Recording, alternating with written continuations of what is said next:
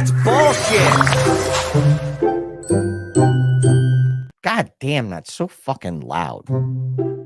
I gotta fix the volume level on that. I can tell that Fiverr guy in India or Pakistan or fucking China or Korea or wherever that talented fucker is that worked for super cheap, that his volume level is like way the fuck out there on that audio. That's bullshit. You'd be like, that's your fault. Somewhere a fat man's saying how that's my fault in production. But that's okay. I'm not a professional like he is. I'm just a snake breeder who doesn't even know how to work his own podcast. So yeah, hello everyone. Hi, nice to see you on a fucking Wednesday at 8:00 at night. But we happen to have a day off of work. This hardworking gentleman who's always busting his ass in the evenings and watching bullshit, listening to bullshit at work, but not really being able to participate in those evenings. I would like to welcome you all to the sponsor spotlight for Josh Strange from Strange Kreations. So I'm not going to announce any of you other sponsors, even though actually at this point, I'm not really even sure I know who you are. I know he is a sponsor still because he's like, for some reason, pledged his life away. I mean, I'm pretty sure there's things in this world that would shake him free, but I'm not intending on doing any of those things. So I don't believe I have to worry about losing this wonderful man. And I love that you guys are showing up. Look at you showing up. RC showing up. Small Town Exotics showing up. Like, welcome you back first. Fucking like 20th. He used to try to be first when he was paying for part of it, but that was it when he wasn't. Now he's not. So he's like, fuck that. All right. What's up, RC? You know, it's great to see a bunch of you guys in here to support the man. And, you know, he's been all over fucking Fat Man's show. So he's probably been on Fat Man's show more times than I have, which is crazy because I think I've been on that show like 16 times. No, like 5, 4. I don't even know. Quite a bit. So, yeah, I wanted to get back to these sponsors before they all run away and hide. You know, I'll definitely get Bravo Zulu on here to do a sponsor spotlight for a cancelee, you know, but that's okay. We're definitely going to do that. I saw Eileen was in the chat earlier, chatting it up with the strange fella that was in the chat, you know, preparing while I was vacuuming myself off. I'm surprised I don't look like I came out of a pepper factory. I've been outside running a hand router on PVC to round over edges because I'm waiting on a table to come. So, yeah, there's all that.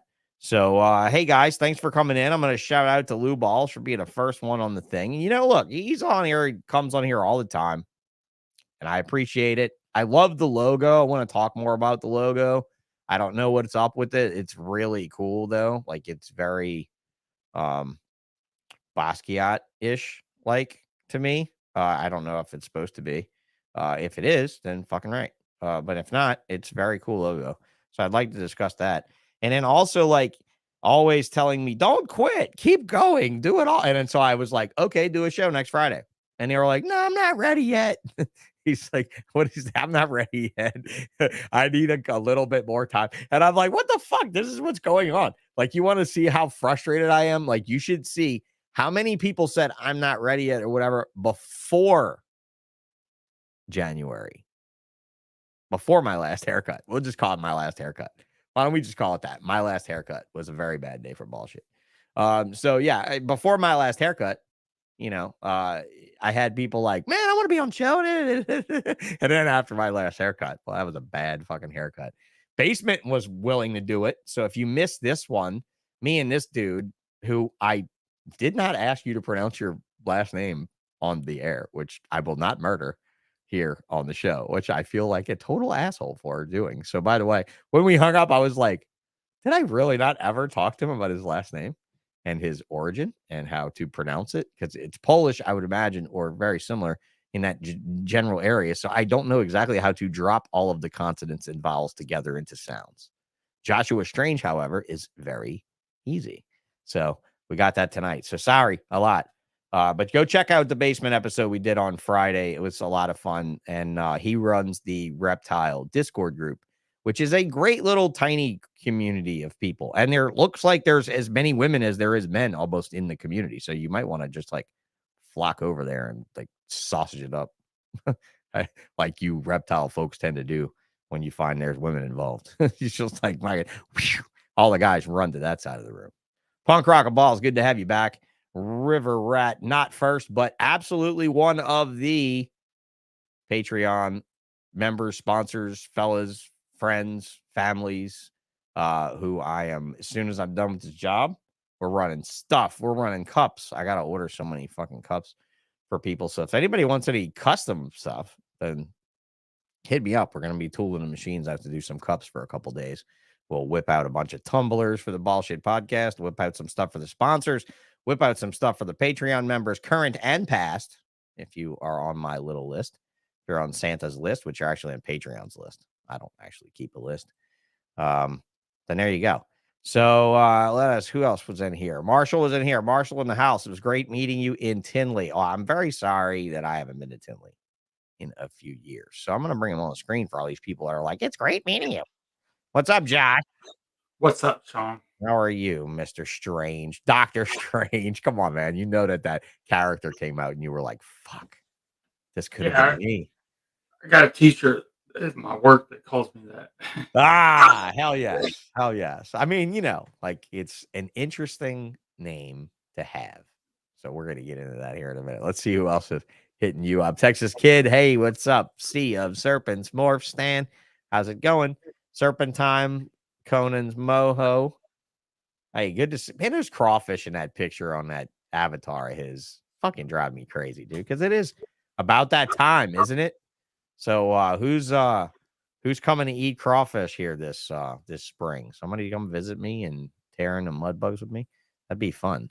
I really need more visitors. Will's hella heat. Did this podcast garbage show start yet? I don't know what you think of that, Josh, but I think it's interesting. I'm all for it. Are you just like, shut the fuck up? You've been keeping a leopard gecko for a month. Like that. Like, is it going to be like that, Will? Will's got like this kind of eye thing going on and stuff. So it'll be interesting. RC, I'll bring that comment back up. Got to show up for Josh. Small town. Good to have you. I brought that up already, but I'll bring it up again because I don't have that many people. TJ, there's a reptile Discord chick right there. R.E.P.T. You can spell reptile with dots between them, and don't even ask them what the acronym stands for. Actually, TJ, just go ahead and write it up there, like responsible, ethical, people eating, tasty, important, live, exotics. I don't know if I did that right, but I don't know. I mean, I don't really know. But yeah, figure that out. Type that out to me what that means. This is another one, another reptile Discord group. Do you use Discord, Josh? Have you ever used Discord? Never. Are you too old for Discord? I'm too old for Discord. I'm 44, so I'm too old for Discord. One of the things that drug me to download it was to try to go and see if I could play with one of those AI art programs that now everyone's designing their dream ball python on. Have you seen this now? Like these fucking, you haven't seen it at all? Like any of these? So you go to a window and you type in commands and an AI bot basically makes a graphic for you. Like you could, I would imagine you can't just type some obscene shit like, Donald Trump's grandmother sitting on his face or something like that. Like you can't, but they're actually talking about deep fakes becoming a huge problem, Josh, because the program is so good. You can tell it like that you want to see someone naked in this way or doing this thing in this still image, and it will paint the picture to some insane, maybe it might look insane like you just did a ton of fucking acid, but it could look like really interestingly real, like that there's quite a bit of this going on. So I can't wait to see the MorphMarket deep fakes profile that's set up to sell ball python morphs that are insanely new. I have a TV that hasn't been plugged in 6 months. Well, I kind of like that idea, right? Like, are you that off grid in your mind on purpose, or are you just that interested in or that busy? Fuck, you just stay that busy. I just stay that busy. That's good. Somebody asked me today if I ever rest, and the truth, actually, that was Nicole Tisdale. Lady Tiss. And honestly, I don't really rest all that well. I get like 4 or 5 hours a night sleep, and the rest of the time my brain is going on what I'm building and what I'm doing next. So here it is. Reptile enthusiasts providing tips, information, learning, and experiences. So yeah, go check them out. They're not a bad community if you're into that sort of thing, which is what everybody here seems to be into. So yeah. Will's Hella Heat says 2 weeks, and honestly, it'd be more showing people ways to make money and not pay YouTube 50%. Yeah, and I mean, I think the shit talking will definitely happen, and it's going to. But I mean, look, man, I would like to get off of YouTube. I would like to pick up another platform, bro. Like, I just don't know if people would follow us. So, let's talk about Josh. Josh, you've been sponsoring me since day one, so thank you very much. I appreciate you very much. That's right. That means a lot. How long have you been in the industry as a hobbyist? Since about 2012, I got my first normal. 2012. So 2012, the Tinley Park show would have been running a solid 11 years. Had you heard about the show living that close to? See, he lives about an hour, right? Like hour and a half, you said? Yeah, hour and a half. Hour and a half from Tinley. So where did you pop into Tinley? What year was the first one that you Actually, I just took a picture and sent it to the Leviathan Snakes the other day.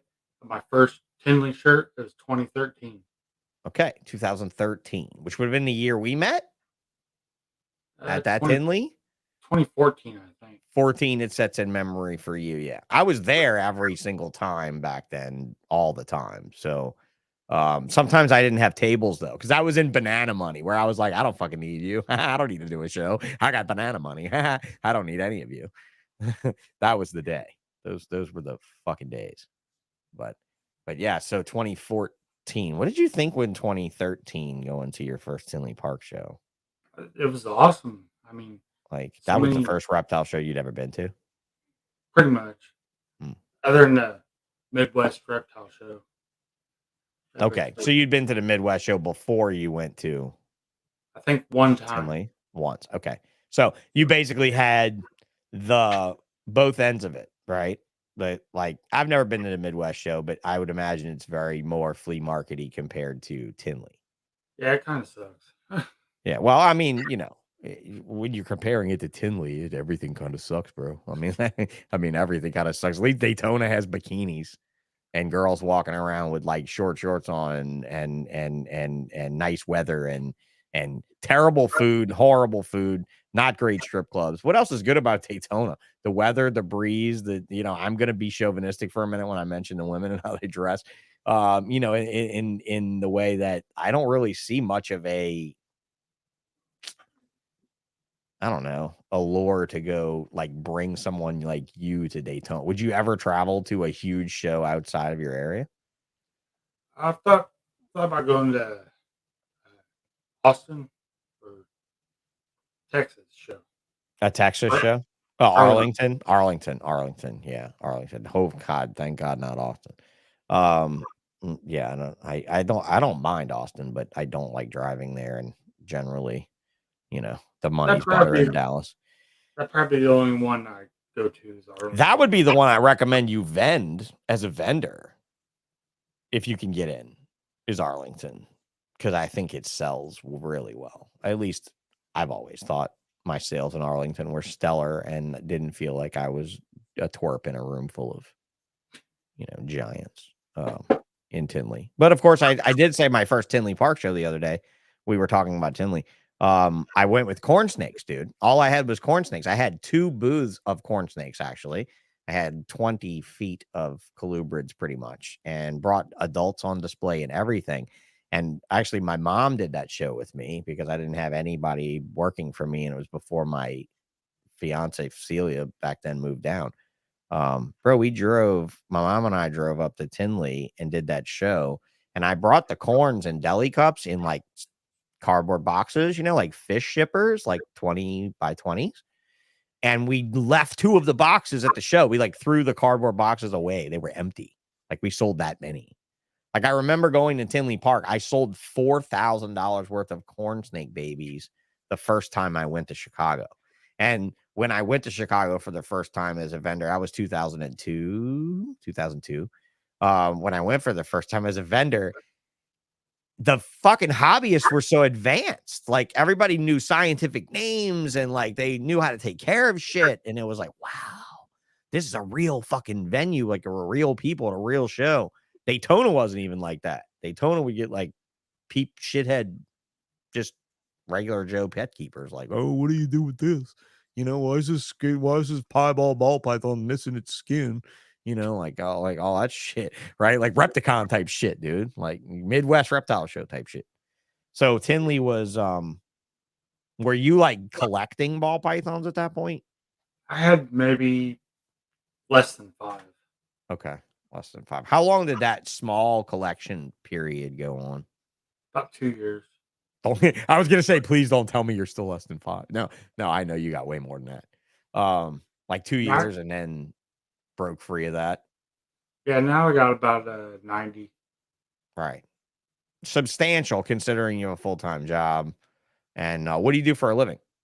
I'm a custodian at an elementary school. So let me get this straight. You get paid all day to take care of shit, and then you go home and take care of shit. Pretty much. All right. Well, there's a guy who likes taking care of shit. So there you go. And I will bring up Andrew. Weird, Wacky Wednesday. So I will bring up the elephant in the room for those who have not watched you on a show before. You're a little on the quiet side, and I've always noticed that. But, you know, you've got history and stuff like that.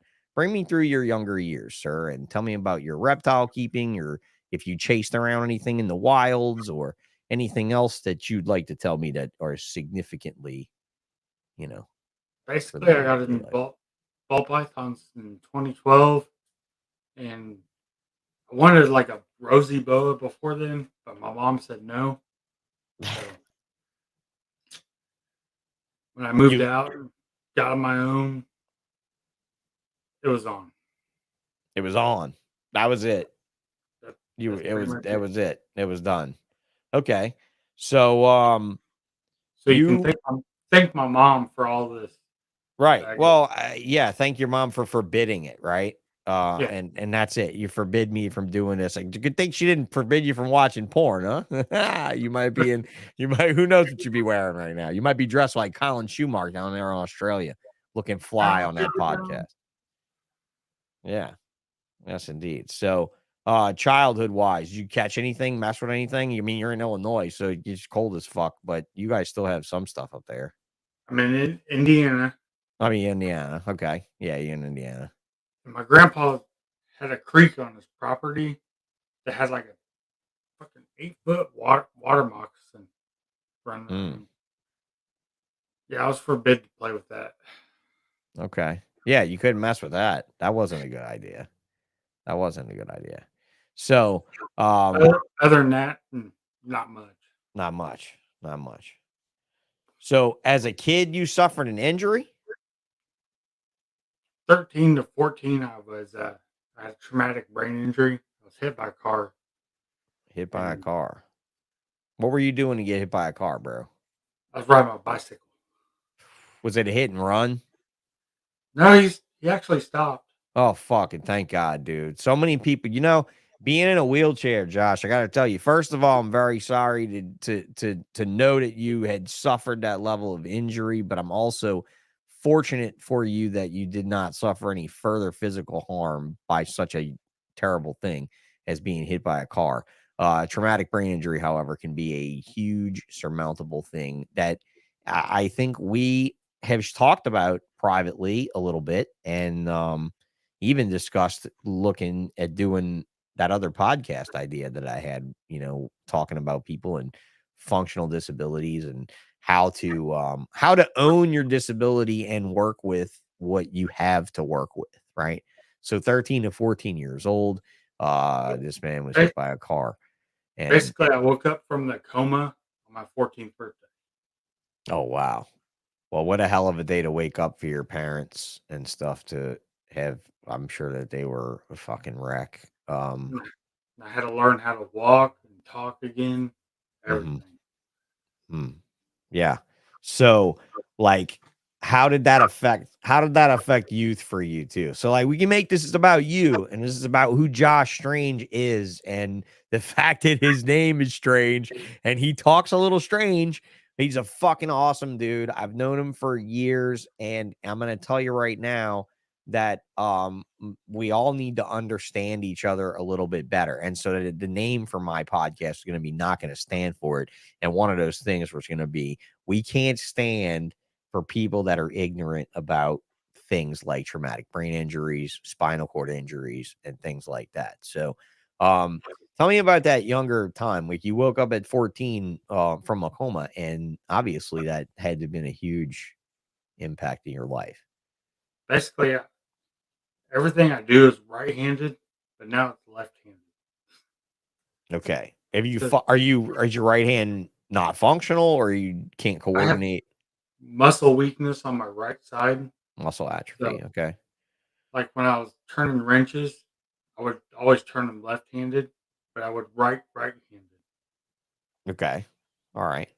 Well, I will bring this up from Eileen. I do happen to agree. Strange is one of the most sincere guys I've met in the hobby. And I met the guy plenty of times. And I asked him, like, why, he seems so comfortable and out there with me and so kind of a little bit more nervous and reserved with Chris, with Fat Man. And I asked him why. And he said, because we've met before. And so I think that's awesome. I mean, I think that's great that we humanized each other. And I think that's a wonderful thing that I think this is one of the important things for reptile shows, right? Take it from a guy who hasn't been going to shows anywhere outside of Louisiana. Get to some, meet people, meet each other, right? I mean, that's got to be a huge, huge thing.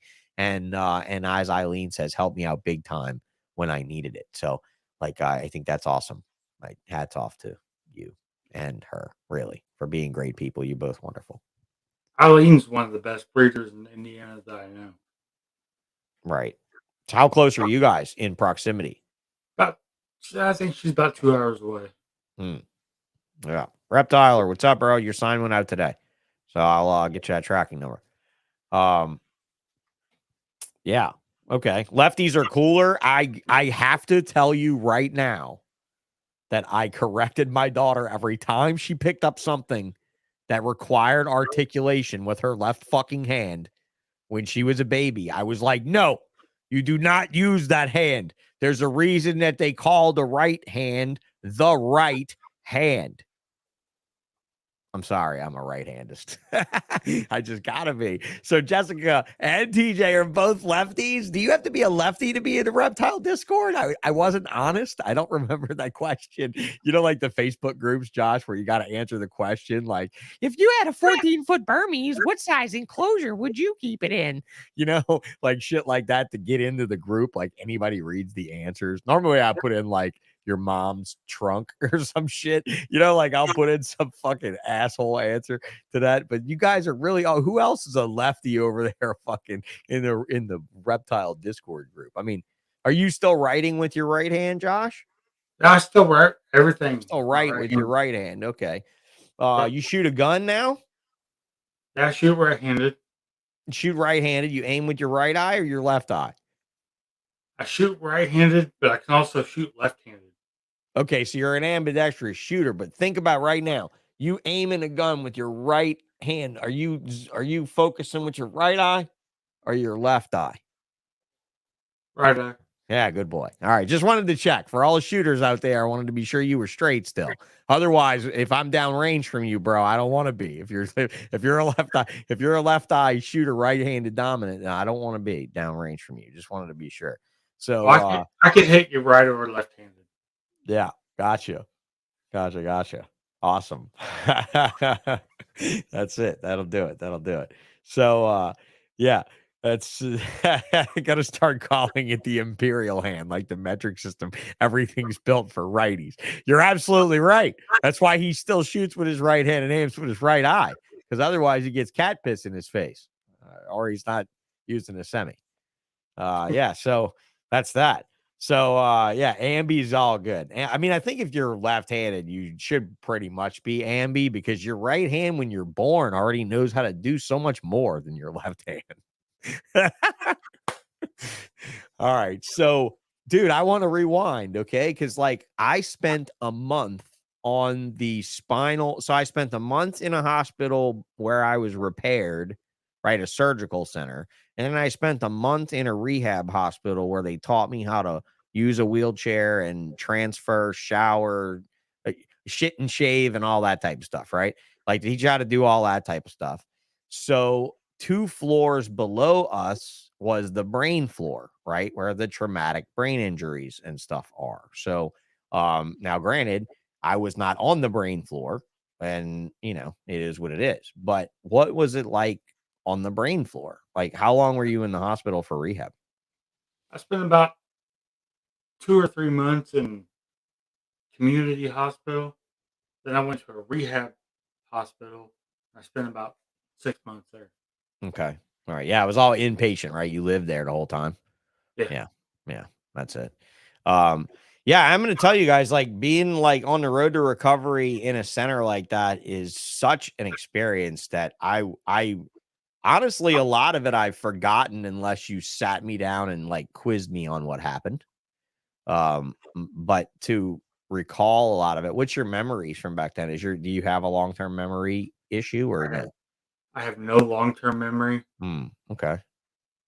I can't remember anything before the accident, and I have a hard time remembering after the accident. Okay. But you remember all the ball python genetics. Oh yeah, hell yeah. I'll remember the important shit is what he says. I remember the important shit. I remember the shit and pee in the toilet and move on from the rest, right? That's it. But I mean, Jesus Christ, man, like that's pretty much what they did with us. They're like, wash your clothes. All right. Can you shit? Barely. Okay. The rest, you're on your own. Bye. Push him out the door. Tell him he knows what to do. They gave us 30 fucking days to know how to learn how to live. And if you don't show any improvement in 30 days, you're out. But if you show some improvement in 30 days, your insurance company is going to re-up on it and keep you in rehab, right? But with a brain injury, it's a long ass process. So I hats off to you, dude, for that. That whole process is fucking unbelievable. Like it really is. So I was in physical therapy, everything for like 2 years after. wow, bro. Like fuck. That's I mean, such a commitment to being well again. Just to get back to the day when you were, the day before you were hurt. And so, like, I think everybody needs to appreciate that. I appreciate the fuck out of you, my friend, for that fact alone.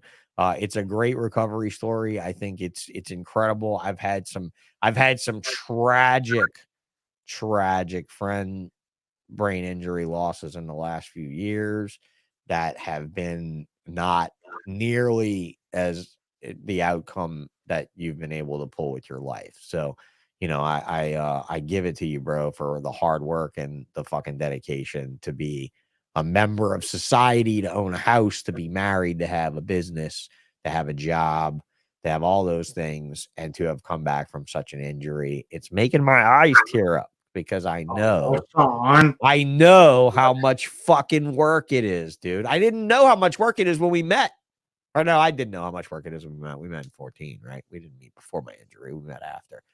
I remember your face. I know that. I just don't remember if I was looking slightly up at it or straight at it. I just don't recall that, but I remember that quiet, waiting to talk to me sort of moment. So, I mean, yeah. my right arm, when I walk, doesn't swing like it should.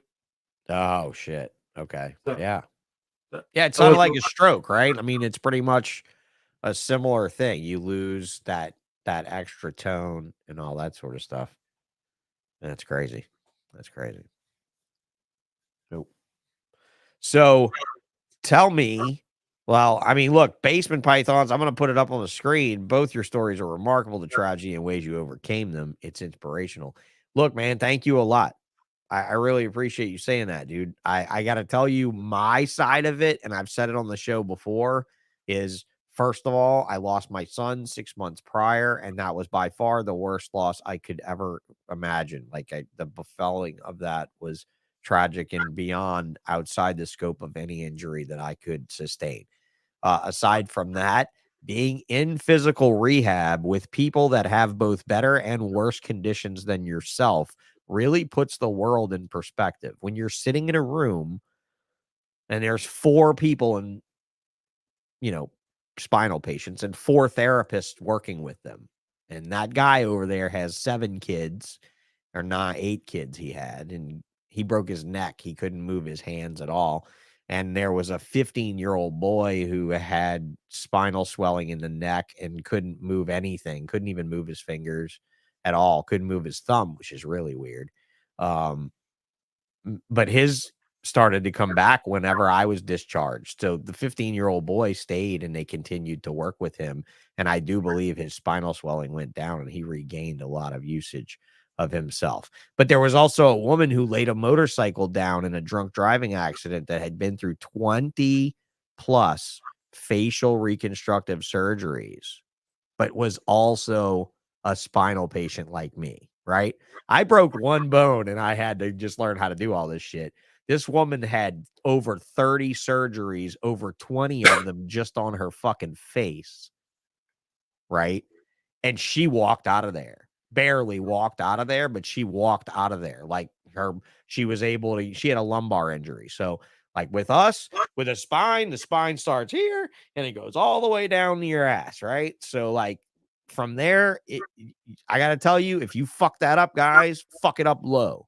Fuck it up as low as you can, as low as you break your back. If you can opt in for the bottom. Okay. Those are the people that the machines can help, that the little jumper things, the little walkie things, and all the other great stuff that you guys tag me in all the fucking time, right? Like you're not tagging Josh in any brain injury shit, are you still? Like it's been a long time, but like I still get tagged in these miraculous surgical moments when lumbar patients get to move their toe.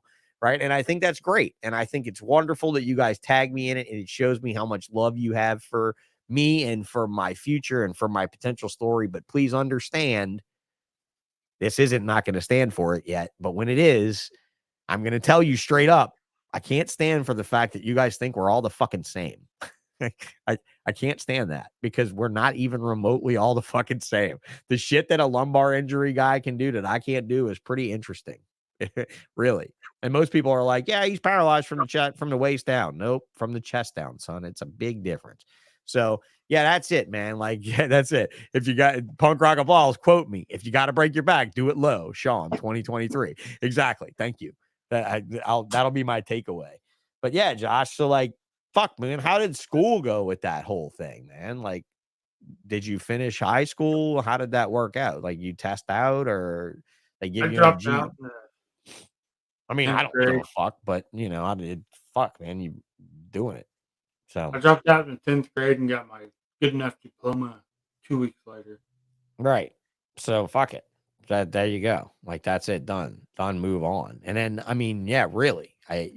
When you deal with these type of things, I hope that me and this guy right here can be a good example for those of you that stub your toe next. And you're like, ow, I don't know if I could go to work. And you're like, what the fuck, bro? Just get up on the horse, right? And so, yeah, if you got to break your back, do it low. And I don't mind that being a quote of mine, bro, because I'm going to tell you right now, the higher you go, the shittier it gets.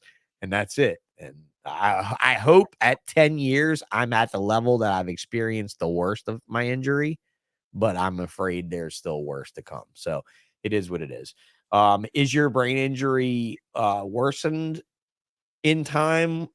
You've obviously learned to live with it, but have you felt that life is better or worse as it goes on? What do you think? I think it's gotten better. I mean, Wonderful. I don't miss work for nothing. No, and I know that you don't even miss work to do an episode of this, which I think is fabulous. So when did you get that job? I'm going to dip off the screen and grab my drink right there, but I'm going to listen to you. When did you start working at that position at the school? How long you been there? I got that job like 5 years ago.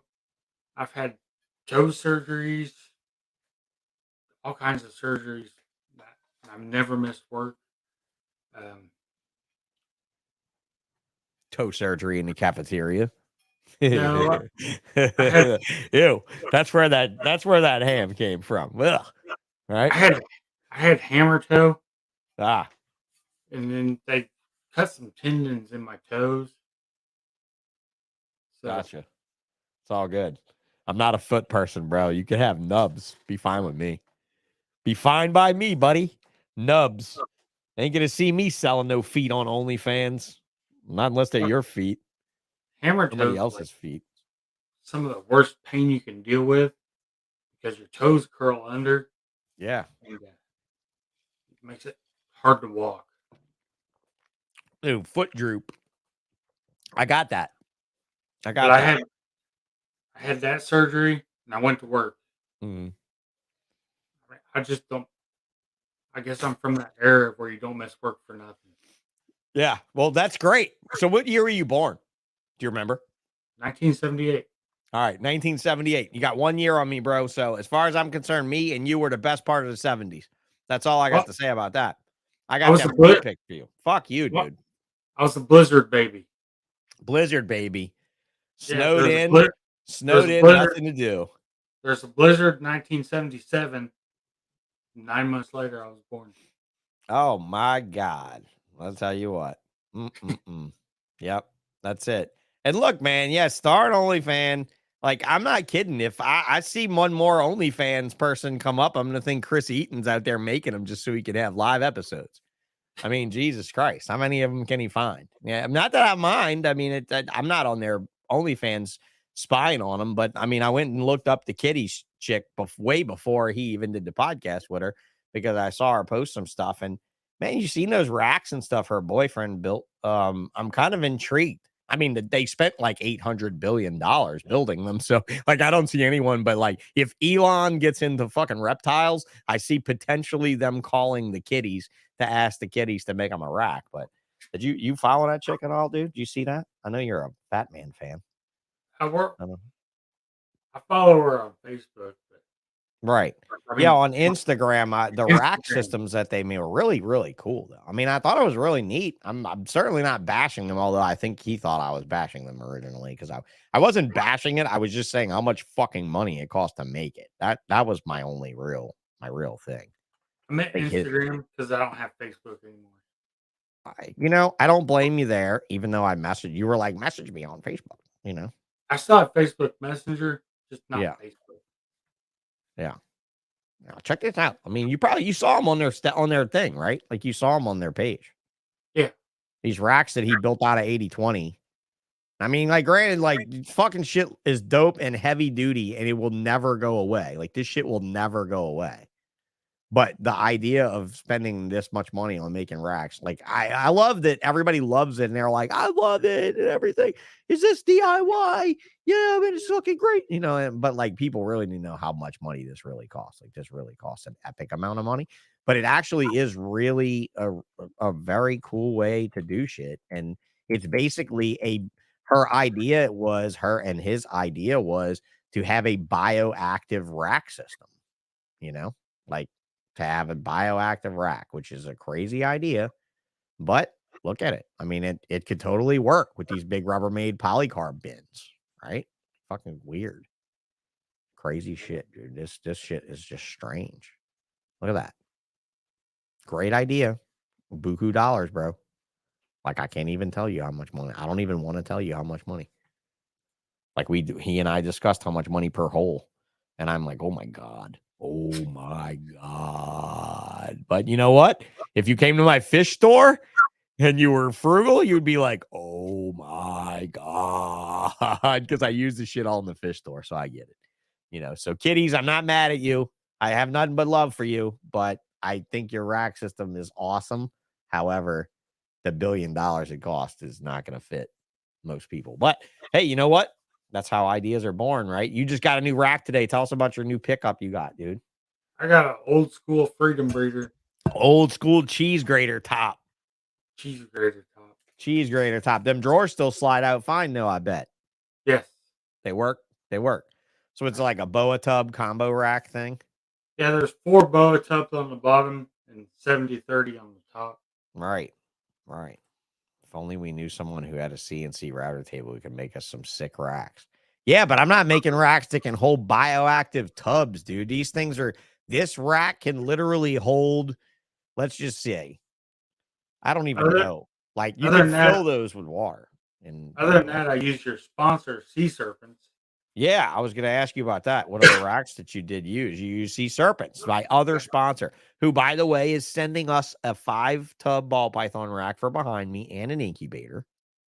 So we're going to have a set. No more green screen, sponsor man, Mr. Sponsor Guy. No more green screen. I have a 41 quart, 32 quart, 18, 12, and 2 6-quarters from C-SERPENTS. All right. Yeah, that was C-SERPENT 6-quarter sitting right next to me with geckos in it. And this right here next to the wall. I got C-SERPENT racks all in here.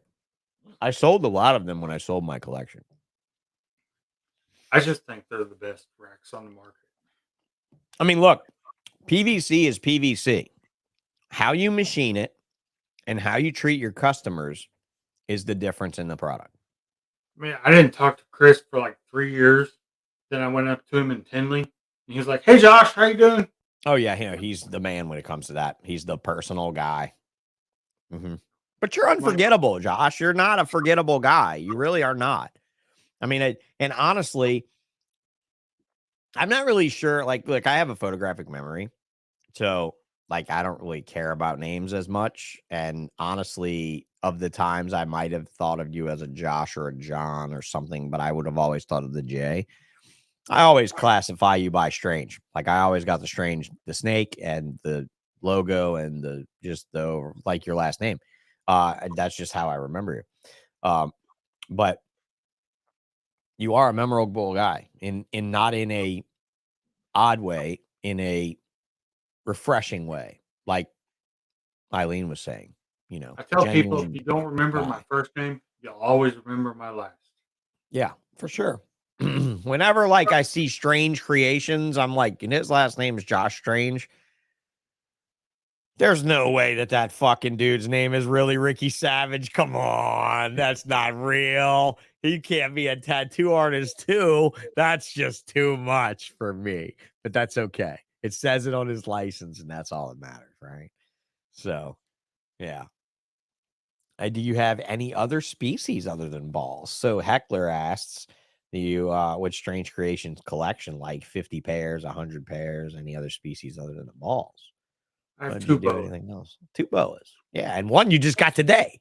Yeah, I got 1 hypo, 66% het call, and 1 sunglow call. Yeah. Awesome name. Could be a snake breeder or a race car driver. Honestly, dude, with a name like Strange, you could be any fucking thing you want. Actually, I took that from you, Sean. Exotics by nature, Strange Kreations. I could be a snake breeder, Anything. Anything. a strip cub. Anything. Thank you. Thank you. Someone that listens to some fucking bullshit wisdom right there. Look at that, boy.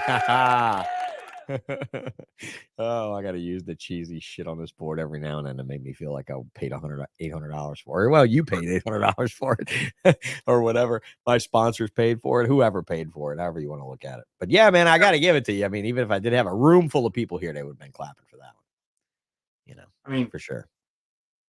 What better name could I have better than... I couldn't have a better name.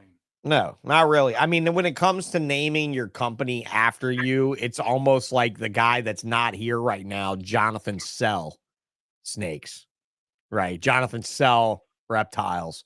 It's like, that's it. What like some fucking, immigrant write your name? Jonathan Sell Reptiles. He left off the S on cells. No. Jonathan Sell Reptiles. Okay. I could have been Strange Reptiles, Strange Exotics. The Strange Kreations is solid, and the K was probably required just because Strange Kreations with a C was probably taken in like 1965. So, I mean, like it's, I didn't even think of Kreations with a Z. You didn't think of spelling it correctly? You just wanted to spell it with a K? Because my old boss at my other job, he's like crotch pot. So crotch pot with a K. Crotch pot. That was his name? Because this guy used to bring in his crock pot all the time and cook food in it. Oh, okay. Crock pot. So it got changed to crotch pot. It got changed to crotch pot. Okay. All right. All right. It's just, All right. You're cracking me up right now. Shit. it, I lost my it's, train of thought on that. its crock pot was always had like grease and stuff in it. So. I get it. I get it. I get it. I get it. I totally get it. Jessica gets it too. Oh man, you found a worse name than mine. Yeah, it's just like type out your name, dude. Like it's Jason. Well, look, with like I don't want to murder it. With Kowiak? With Kowiak? Is that how you say it? WITKOWIAK. I'm like, it kills me. Like I hate murdering people's names because my fucking name is Sean. SEAN. SEAN. I'm gonna put it up on the screen. That way everybody can see that's how you spell Sean. In Ireland, where the name was, conceptualized, basically, it's not seen, motherfucker. It's not seen. I know D is Dean. I know there's other words that you're gonna tell me, it spells seen. That is Sean. That's it. So I understand where you're coming from. That's why I try not to murder names with Kuwiak. There you go. I'm guessing that's a coup. If it's supposed to be a cow, put COW. But if it's a coup, then yeah, I'm going to say coup. With Kuwiak is how you pronounce it. You write. Don't write for the dictionary on how to say your name. Yeah, we can't all be the man of two first names. No, 3 first names, bro. Sean, Patrick, Bradley. That's it, bro. 3 fucking first names. I would trade them all for the one name Strange, though, in a second, because it's a cool fucking name. And especially if you didn't go to a fucking courthouse and change it as a willful adult. That's I hated that name growing up. really. Did you get picked on a lot though as a little kid, or you don't remember? Josh Strange. Yep. Ha. Funny. Haha. Well, fuck that, dude. Never trust a person with 3 first names. Hang on a minute, bro. I'm gonna show you another one. I'm gonna change your fucking life, punk rocker. Punk rocker. Sorry. I don't want to get messed up on a hard or soft pronunciation. Never trust a guy in a wheelchair with dirty shoes. But the soles are brand new. That's the thing. You got to look at the soles. The soles are brand new. Hey, Jared Smith, calling Jared Smith. When did I buy these shoes? I'm painting in these shoes, by the way. I don't wear these in public. I got paint all over the other one. There's paint all over this one. See? Paint, spray paint all over it. I bought these fucking pair of shoes when I went into a wheelchair, and the soles are brand new. My plan is when the top of these shoes completely falls apart, I'm going to send these fuckers to Vans and ask them what the fuck is wrong with these shoes. Just like, bro, what the fuck is wrong with these shoes? They are disgusting. They're worn. They're falling apart. The soles are brand fucking new. I don't get it. So, and there's a little dip in him where the wheelchair lip is. See where they sit down on the wheelchair where it's pushed in? They're permanently bent. My dirty ass, cruddy ass shoes. That's as close as you're gonna get to a foot fetish thing from Sean. If I start a OnlyFans page, I promise you it will only be my dick and balls and face. It will not be my feet. So that's it. But yeah. Never trust a person with 3 first names. That's a good guide, but never trust a guy in a wheelchair with dirty shoes. That's an absolute point right there. So, Strange Kreations. How much time did you spend in a wheelchair? I want to know that. 2 weeks, maybe. Oh, 2 weeks. All right. Now, fucking Ton Jones spent more time in a wheelchair than you. All right. So, that'll be an interesting story for another day. That's got to be somebody got to get on this show, too. He said he wanted to do it. Even after all the fucking crazy shit that befell this show, he said he wanted to do it. That could be an off-topic Tuesday all about the air rifle industry. I think that could be interesting. So, Mr. Strange. Yes, sir. Dr. Strange. Do you Yeah. got your second boa today for free, by the way? So like, I'm not even gonna count that as a first. She's a 50-pound freaking monster. Good deal though. A free giant sunglow boa. What is it, like 100 million years old, and you can't use it for anything? No, It's just gonna like eat rats forever. 4 years old. Oh shit! Still got miles. My buddy Probably was trying to read. My buddy was pet sitting it, and the people never came and picked it up. What? Yeah. Fucking wild. Is it nice looking? Oh, it's beautiful. I don't want to ask you which strain it is. Oh, All right, then there you go. You did it. Oh, it's not a drinking game. All right, that's it. Enough of that. Enough of Then that. I got- Rowdy. hypo, possible super hypo, 66% het, Well, fuck it. A male, female. 2 females. Yeah. All right, calling everybody out there in the boa land that has the Maryland strain of albino. I'm fucking with y'all. Not the Virginia strain, the Maryland strain. Yeah, Fuck. I need a male for the Virginia strain. Yes, please like and subscribe to this podcast because as we discussed the Maryland strain, I'm losing subscribers. You need a male. So anybody out calling the call strain people out there of the world that may have some cool ass males for my boy that are compatible with a male and whatever the fuck else he's got going on. Hypo, which is compatible with everything. Help this man out. Make him an offer he can't refuse on a male boa because he needs to be a boa breeder. He needs to aspire to be one of those assholes. I wasn't sure about the whole live birth thing. My buddy says I need to do it once. I think you need to do it once. I think you need to do it more than once, as many times as you can do it. But yeah, biosecurity. Yeah, I got you, dude. We're old school hobbyists. Okay, so this is something we discussed pre-show. I want to tell you, Andrew, we kept reptiles before there were reptile diseases. Like, that's what we were talking about just as we come into the show, right? Like I was saying, thank God Bob Vu did not get into reselling ball pythons now, with Nito and everything out there. He probably would have fucking ate a dick on it. He probably really would have. He probably would have fucking totally screwed the pooch. It would have been a problem. But at the end of the day, it didn't work out that way with him. He was able to, to work above board and do really good with all the animals he did work with. But I think it'd be a high risk to buy and resell today, like ball pythons, that is. I would really.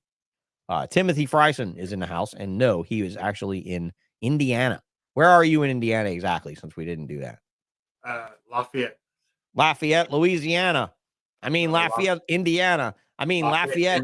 I mean, Lafayette, Oklahoma. I mean, Lafayette. How many Lafayettes are there, man? That's supposed to be our thing. Y'all are supposed to fucking steal that. Lafayette was a slut. He just went slutting up the river and named a bunch of shit after himself. I think there's one in California, too. Yeah, there's a Lafayette. That's what I'm saying. There's Lafayettes all over the place, but ours is the only one that, I don't know. That sounded kind of dirty in my head. I was going to say mine. Ours is the only one that tastes good.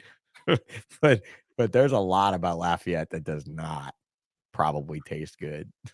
Lafayette is pretty bad in a lot. Lafayette is like oil money and no money. That's all it is. It's fucking it. And amazing Cajun food. Amazing Creole food. So, yeah, that's it. What about Lafayette, Indiana? Probably shit-ass food. Fucking pizza. Food. Steaks. Not much snakes. Steaks with no seasoning on them, with potatoes with nothing on them. I don't know. I'm just talking shit. There's really nothing good here. There's really nothing good here. So you are married, correct? Correct, sir. And you're married to a non-white, correct? Your wife Filipino. Filipino. So your wife is Filipino. So how's the food at home? Oh, she's a lot of fish. I don't touch that shit for nothing. Really? Dude, how do you have a house that runs on sea like that and you don't mess with the sea like that? You inland fuck. You fucking picky. She eats fish with the heads on it. Yes, she does, because the flavor's in the fucking head when it cooks on them. There's nothing wrong with that. Take the guts out. Don't cook with the guts in. Leave the smart parts in, take the shitty parts out. That's the Chinese, that's the Korean, that's the Filipino, that's the Thai way. They take the shitty parts out, leave the smart parts in, bro. The closest I get to fish is Long John Silver's. Long John Silver's, and only because it's got a fucking KFC attached to it. Pretty much. Fucking ridiculous, dude. Ridiculous, man. How in the fuck are you in a house with somebody that can cook amazing Asian food and you don't eat it? That's fucking crazy. She What's cooks she some, cooks? She cooks Tell separate her- for you? she cooks some chicken adobo, Uh, shrimp adobo. That shit's good. yeah, just not fit. You just don't do the fish with the head on it Yeah, thing. I don't do fish with head. Bro, the fish with the head on it, with the scales on it, coming right to the table where you got to scrape the scales away to get to the meat. That's how you fucking eat a fish, bro. Fisherman style fish. Missing out. Look, missing out. I think Missing it's out. something Missing with, out. something with the bones in the fish. Yeah, right. To where you got to actually take the bones out of your food like you Yeah. would have if you were a regular animal on Earth. You know, we are the only species that gets our food processed for us generally, right? I mean, aside from dogs, there's more dogs getting their food processed for them than there are wild ones probably processing their own at this point. But oh, how about that? Any other pets? Dogs, cats, birds, fucking ferrets, hedgehogs, fuck whatever. I got 2 dogs, 2 cats, leopard gecko. I had a ferret that died last year. Okay. Ferret that died 2 years before that. Okay. Were you happy when they die or were you very sad? I was sad. I'm sorry to hear that. Those Because they ferrets are incredibly personal animals, but they are so incredibly dirty and the commitment is long. So that's why I asked that weird Yeah, question. the ferret was dirty, but she would play so good. She weighed like 1.5 pounds when she was 7 years old. Mhm. Wow. Well, that's cool. They are neat for the right pet person. I don't know. They don't I have don't know. a very long lifespan. That's why I'll probably never get another one. Yeah, and that's something else. Like I've been thinking about trying the mammal thing. I was talking about that on the show the other night because I got this iguana building out here that's got nothing in it, and it's fucking giant and rotting in the weather. And it's just like I don't want to be Thai Park anymore, so I want to be I don't know somebody else. Thinking about like coatis and things like that. I don't know. Never fucked with anything exotic like that. I don't even know what that is. Coatimundi, the raccoon-looking thing from South America. Oh, no, I never fucked with anything like that. Lemurs and shit like that, right? A friend of mine had a ringtail lemur that was cool as fuck. Wasn't cool to him. It was not cool to him. It was very cool to his wife. He loved his wife. It hated him. Ferrets is probably the most exotic thing I've ever. Yeah, ferret. You could still have that in Indiana. You can still have that in Louisiana. You cannot have that on the West Coast in a lot of places. But yeah. Here we go. They want to talk about snakes. I'm getting there, Pete. I'm getting there, people. I'm trying to drag this out. It'll be the longest. This will be the most that Josh Strange ever talked on a production ever. That's wonderful. We fucking need that. We need him to like be more approachable to where you guys will go up to him in public and be like, hello, you're not strange at all. Fucking give you a big fucking hug or something. I don't know. Like I said, practice kindness aggressively. I like it. It just sounds me. So yeah, Hopefully what are you doing? So hopefully I have some clutches coming from my highway females, from my Okay. Cypress, Mojave, Yellow Belly, Ghost. Okay, so at least you got one recessive in there. I was like, oh my God, I'm fucking dying over here hearing all of this awesome stuff that's going to look cool that no one's going to want to buy because it doesn't have a recessive gene in it. At least it's got hypo in it. Ghost. Then hopefully I got some fucking clutches beginner. coming from my pastel puzzle No shit. to my Mojave pewter het puzzle. Yay. I bred it to None of that shit, but I needed to throw it in there anyway. it was bred to a phantom het puzzle. Hopefully, I got some killer shit coming from there. I really hope that's great. Yeah, I'd shake it. You better shake his hand and say, I see you on Sean's podcast, or say, I saw you on Sean's podcast. Might even get more respect. But yeah, I seen you on Sean's podcast works too. Yeah. Yeah, indeed. You seen me. But Punk Rocket, thank you very much for the comment. I'm gonna pick on your grandma because I'm a prick like that. I had a girlfriend who used to pick on my grandma all the fucking time. It's miserable. So I'm that shitty girlfriend now to you all. Sorry. Then I got my ENG Black Pastel Het Pied. There you go. OD Pied. Speaking of that, when are you gonna get ENG on the podcast? We kind of fell silent after the whole Pete thing. So I don't really know what's going on with that situation right there. That's understandable. But I really truly think that the old school guys can do this. I just think that it needs to be a pre-recorded thing, which I hate because then you don't have the audience interaction, which I think is really special, you know? So You like can broadcast it and then be in the chat. yeah. Yeah, I could do that. But it's just it just makes it really difficult. You know, it really does. Like to me, to get this connection, I want this connection. I want that feeling that this dude is sitting there right now with us right now. That's it. Yeah, you know, I understand that. yeah, that's it. I'm going for that. I really want that live. Like Chris McQuaid wants to come on, but not live. And I think that Chris and I could do very well together. But I think if I was to announce someone like Chris that he would be live, there would be a really interesting show of people, like extreme people come and do it. Like Tom Crutchfield may log in and type. And I'm not doing that for my posthumous self at all. I could give a fuck who types on this channel or not, bro. Like that's more for you sponsors and stuff and all you listeners than it is for me. Again, I've done all this. I've lived this life. I've been in it long enough. I feel I still have a lot to learn, but I don't feel that this is my learning podcast. This is my teaching podcast. So if I'm teaching you guys anything with a guy like Strange here, it's that, you know, perseverance and hard work mean everything, and chasing your passion and stuff like that, and having a passion and everything having a passion that will, how should I say, transcend the memory problems of a traumatic brain injury. Like, I love it so much. I can remember all this shit, but fuck the rest of you. You know, like that's really awesome. Like, oh, this is my shit, right? This is my jam. Pretty much that's how I feel. That's great. I can remember ball python genetics like it's nothing. But if it comes to somebody's name that just introduced me to study this man, hook this man up to some machines. Study this motherfucker because it's interesting. It's very interesting. If I got introduced to somebody 5 minutes earlier, I couldn't tell you what their name was. But you ask me a ball python genetic, I can tell you that.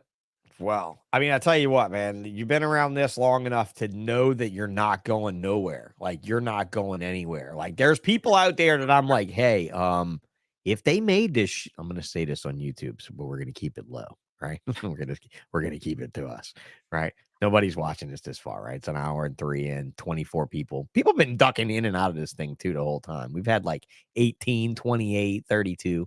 It's been all over the place. But it's never been very high, so who really cares? But this isn't our regular night. It's not because it's you. It's not because it's you at all. Actually, they're not expecting this type of podcast with you at all. They're not expecting me to dig into all of your hardships and shit and like really expose what you went through. And I think that really needs to happen.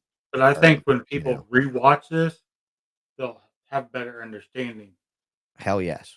And that's great. And that's what we want. Like, this is a primer, guys. This episode is kind of like a little teaser primer for what I could maybe put together when I talk to people in this world that have been fucked up by things that have just owned it, you know, and like came back from it. And like he did, you know, finished his high school experience with the GED, went on to get a job, went on to build a collection and start have a home and have a family and stuff, and all of those things that when that person is in a coma, everyone's praying and hoping for that, you know, and so it's important. I was only in a coma for 6 days, but I had a 99.9% chance of dying in the hospital that night of my accident. I can't imagine. I know that feeling of being there with your child. I wasn't as fortunate as your parents. Yeah, I was given a percentile pretty much close to that too, and it didn't work out for me. So for you to be able to meet you, and whether you're a 1/10%, 1%, 5%, I do not give a fuck. Thank you for being you. That's it. That's it. I appreciate that, and thank you for being who you are. I don't know about that all around, but yeah, okay, I'll take that a little bit. I'm not going to refuse it, but you know, you're welcome. You're welcome. Thank you for ruining the reptile or the ball python community. Thank you for, you know, God, the shit that's happened lately. Thank you for doing what you do and bringing enrichment to these people's lives. Well, shit, Sheriff. I mean, I do it with your help. Okay. So, you know, thank you. And thank you, other guys. Not to treat you guys like stepchildren. You're not stepchildren.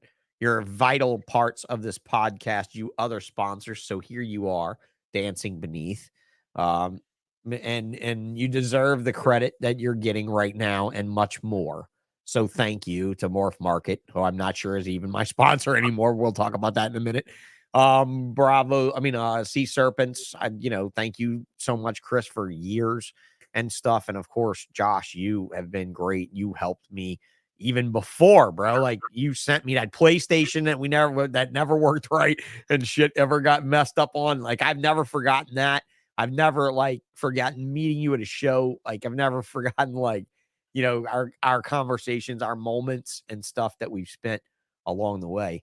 So, you know, yeah, dude, thank you for being you. And I appreciate that PlayStation worked when I sent it to you. Well, I don't know what was up with that. Maybe I did something to it. Maybe it got dropped and banged around or something like that, but something was up with it. I don't remember exactly what it was, but you know what? I'll forever be in your debt for your gesture there, and I owe you for that. So don't worry. You're getting a badass Strange Kreations sign from my Hurricane Plastics business on the house for that PlayStation trade. I'm going to make you a really cool sign. I'll pay you for it. It don't matter. No, I don't want your money. Your money's no good here. Your money's no good here. And if you don't give me an address, I'll send it to Eileen and make Eileen go and throw it at you. And she'll do it too. I helped Eileen out with rats. That's good. Rats? I breed my own rats in my garage. Right. Me and my buddy at 765 Exotics. Mm-hmm. Who's that? 765 Exotics. Shout out to them. Who's that? Logan Buckles. Logan Buckles. Buckles. Are you fucking kidding me? Strange Buckles? Strange Buckles? What the fuck, bro? He's got his own business. Buckles. Strange Buckles. Yeah. Strange Buckles. He was thinking about selling snakes under my name because my name's out there more.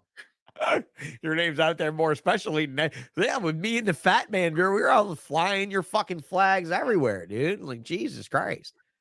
But yeah, I do rats with him, and he just hooked me up with a fire asphalt. Look at Will. Old PlayStations, you have to use alcohol Q-tips to disc. What the fuck, bro? I'm 43 years old. I've been in video gaming since Atari. You don't have to tell me how to fucking fix a disc with alcohol and a Q-tip. But holy shit. Blowing Mr. Mechanic over here trying to fix everything. Trying to fix everybody's podcast. That's what you should have called it. The fucking Mechanics podcast. You're just going to be out there trying to fix shit, dude. That's it. You just Mr. Mechanic. Definitely maybe throw a wrench in there, dude, on the trash can. And you know, you knock that logo, but that logo is as simple as Grand Theft Auto's logo and shit. I like the fucking trash can. That was the one I voted for. You sent me all these things and you're like, this is a piece of shit. And I don't really like this one and all this stuff. And I'm fuck that, dude. Some of that shit was good. I like that one. This one. Well, I like that logo that's up on the screen right now. This one. This is the one I like. And you oh, it's too simple. And yeah, simple is good, bro. You know how cheap this is to put on shit? You know how easy this is to make a sign, a sticker, a license plate, a t-shirt, a flag, a fucking tattoo? You can do anything with this logo. Some of this other shit you can't, like this motherfucker, I could not make this into a sign for you. I could not make this into a sign for you, bro. This right here, though, I can blast this into a sign that's backlit, made out of acrylic and shit that's glossy in some parts and matte in others, and it would look sexy as fuck. You have no idea. So do understand that if Canova and US Arc, for Christ's sake, up there, look at that fucking logo that they got. If Canova and US Arc and wait, TJW Exotics, right, can get homeboy. Oh, wait, is it not on? Oh, it's not on. The picture's not up. Why don't you guys tell me that again? Oh, they are telling me. Let me stop the screen. Let me start the screen again. The same shit happened the other night. This fucking StreamYard's got glitches. It's got glitches, bitches. How's that? Is that up? You see that? I like that. That one. That's the one. That's the one I like. That's the one I don't like. Got it now? Yeah. I'm very sorry, guys. Very, very sorry that you, whatever. Yeah. So this one right here, that one's the one, bro. I'm telling you. This can be produced and produced and produced. So now that you guys can see it, I'm not going to go on my diatribe again that I was going on before. That fucking logo there is one that I love. And I mean, you know, it'd be cool, Will, if you were able to change the clasp around the trash can part, maybe into a wrench or something. Like throw a wrench in the works here. Like no pun intended. Throw a wrench in the works. Really, because I think this is really really cool. You know, and I would love to make you a fucking cool background sign. If you get really pimp with it and you want to pimp it out really good, yeah, we'll do that. All right, well, fuck you. That's your spotlight's over. Back to the spotlight guy. Strange Kreations, Instagram.com/strange.creations with a K. God knows why he didn't even occur to him to spell it right. Does not matter, bro. You wouldn't have got any of the shit. You know, there's no way in the world you'd have got strangecreations.com with a C and all kind of shit like that. You never would have got it. So I don't mind the K. I don't mind the K at all. Strange. It's pretty strange. So it works. It definitely works. Like he's an odd guy, you know, but I mean, that's it. It's who he is. it's better than Strange Exotics. Yeah. Yeah. Oh, by far better than Strange Exotics. And that would have been everybody else's name, right? Would have been Strange Exotics. Everybody else's names would have been Strange Exotics. I was just sitting around one night and it came to me, Creations with a K. And it Sounds was pretty before good. it was before Stranger Things, right? So Yeah. anything there. This was like 7 years ago. It came to me. Right. So it's wonderful. I think it's great. Like you got it. Yeah. Hot garbage. Hot garbage. I'm interested to see what Will does with it. You know, I'm gonna check it out a little bit. And I got my colors from your boy. Definitely better than Strange Balls. I totally agree. Definitely. But you know that too. That would have been one that somebody took today. Strange Balls. That would have definitely been one. Yeah, that was my second choice. Was it really? There he goes with his second choice. Please. No, you didn't. I got your colors from your boy Marcus Manzi. Oh yeah. He likes orange, gray, and white. Oh, that orange and black, that's safety orange and black or whatever is it. I'm down with that. And I like the angular logo too. Like I like the whole snake, you know, thing. Did this show up? Did this show up? Help me a little bit with my logo. Yeah. Well, that's great. I mean, honestly, if I had to do it all over again and suggest anything to you, I would probably have just taken the snake off the Strange, the S. You know, like I'd have just put an S on there.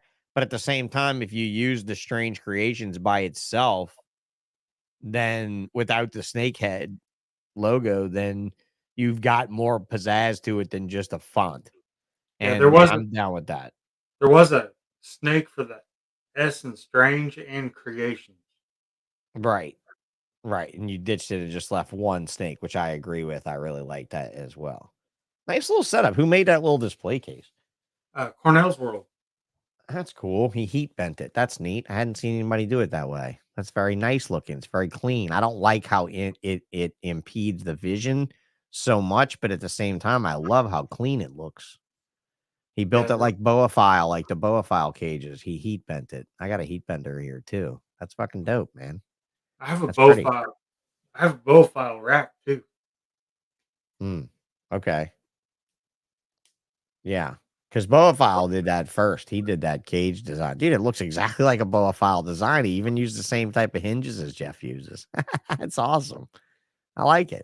I dig it. Hey, me as a plastics guy, like, okay, last week after the show on Friday, I was talking to Matt Turner from Selective Origins again about some stuff, and display cases came up, and he asked me if I would be interested in making a 3-tier display a special way for him. And I would very much like to do that. And I would like to do that with a few other professionals. I was also talking to Tracy about making a cage like Tracy's design for blood pythons. That way Tracy could have, like, we could have signature edition caging, like Tracy's blood python cage. This is what she would do. No fucking options. None. No options. You get pro or no. That's your options. And if you hit no, it just takes it out of your shopping cart. It just doesn't put it in. That's it. It's pro or no. But I really like my acrylic displays. If you go to the last picture, the last show picture, the acrylic displays like glowed. Next to it, let's see.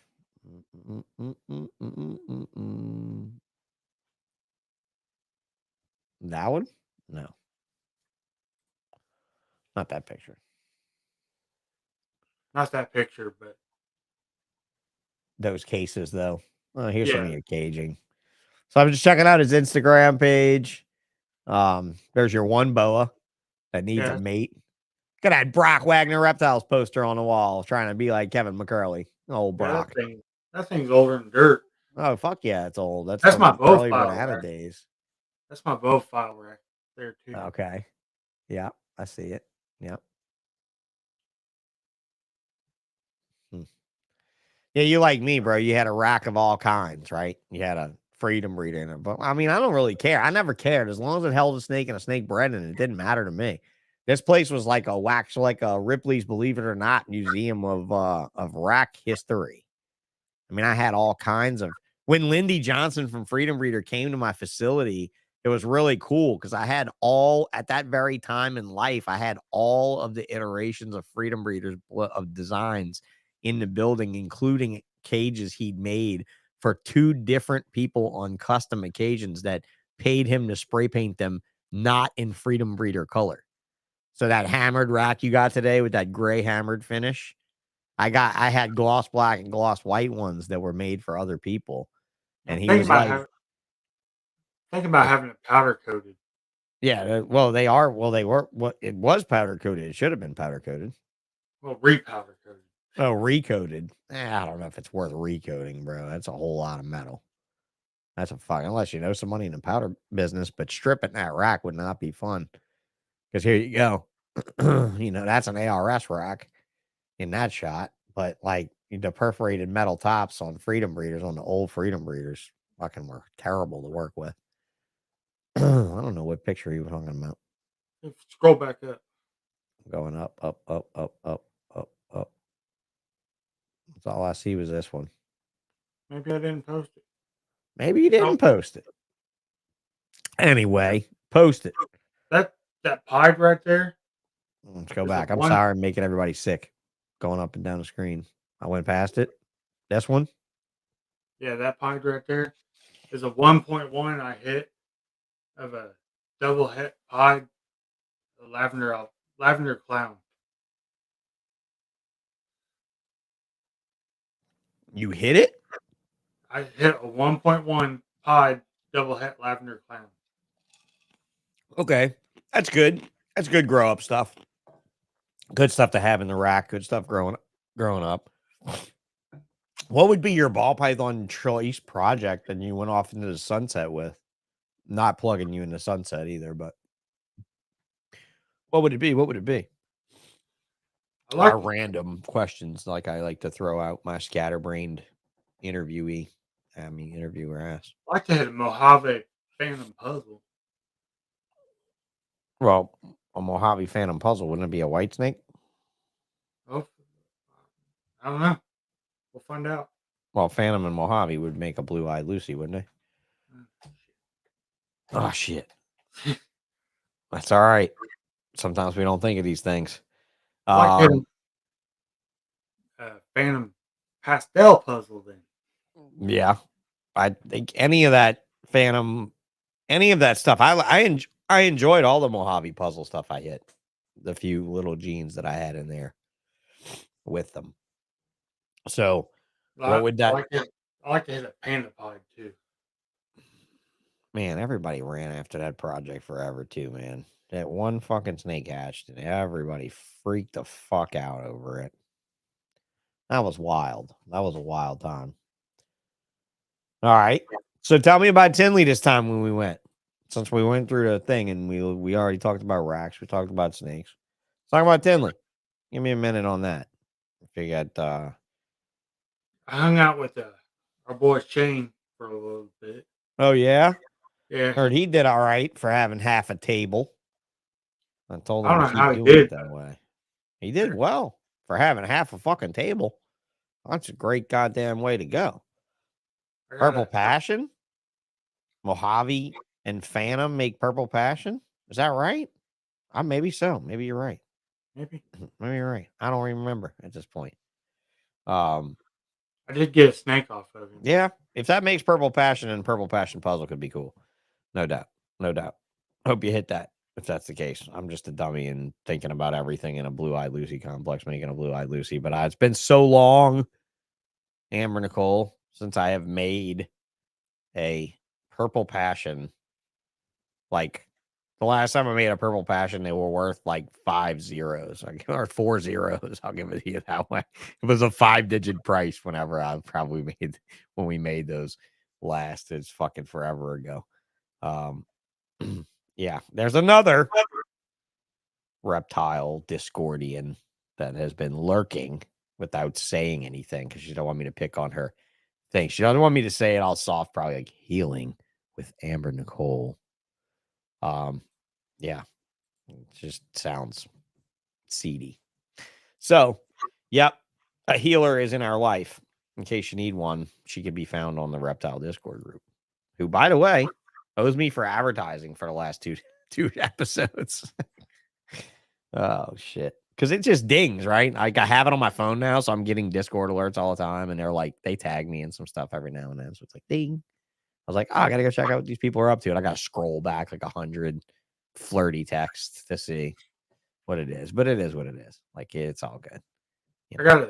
I got a snake off Shane after the show. It's an ivory, 100% het clown, possible GHI, red stripe, all kinds of shit. Gotta love that ivory. Gotta love that rolling one snake in like it's the one, it's like the Rosetta Stone. You just don't know what exactly it's going to unlock. I figured it'd go good with my Asphalt Fire OD het clown. Yeah. Like for me now to think about these things, it actually takes me a second to stack these genes in my head and be like, yeah. But now I look at that giant list of all pythons and I'm like, no. Not so much. But yeah, I'm glad that you have your projects coming up. That's wonderful. I've got a clutch in the incubator. I've got maybe a clutch coming. I've got very little. I might prove out a possible head puzzle. Maybe. Notification is enabled on my phone. No, my phone stays off, dude. I don't, Andrew, my phone notifications are on my phone. You wouldn't even believe how many notifications are on my phone and blow up on my face that I completely ignore every fucking day. It's kind of crazy, but you know, yeah, they're enabled on my phone and they blow up in my face constantly because I'll miss money if I don't get it notified. Right? I mean, right now, what do we have to email people on every other goddamn thing? Like if you email somebody will go to MorphMarket And even though I've listed like 5 different ways to communicate with me, from like instant texting me to messaging me and never getting an answer, emailing me directly and never getting an answer. The WhatsApp number's on the link is on there, which is my phone number, by the way. So easy to get in touch with me, but too easy to get in touch with me. So now people are like, I want to buy this snake, and they'll message like on Facebook on the business profile that I rarely log into. You know, it's crazy. I don't know why. Like, people don't message on MorphMarket. Don't you have, I guess because you have to be logged in, and people don't want to like log in, don't want to sign up for a site maybe that they don't want to go into. I don't know. How long you been on MorphMarket there, Strange? I was a founding member, but Yes, you are. Yes, I you just were. signed up for a subscription like 2 or 3 years ago. Joined on December 8th, 2015. Yes, indeed. Got 100% positive reviews. Got 4 listings up there.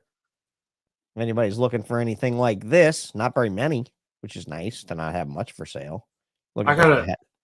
I got a local show coming up, so Yeah. I don't want to Midwest sell all. show that sucks. No, Lafayette show. Lafayette show. It brought 4,000 people last show. Whoa, that's not bad for a little show. 4,000 people is not fucking bad.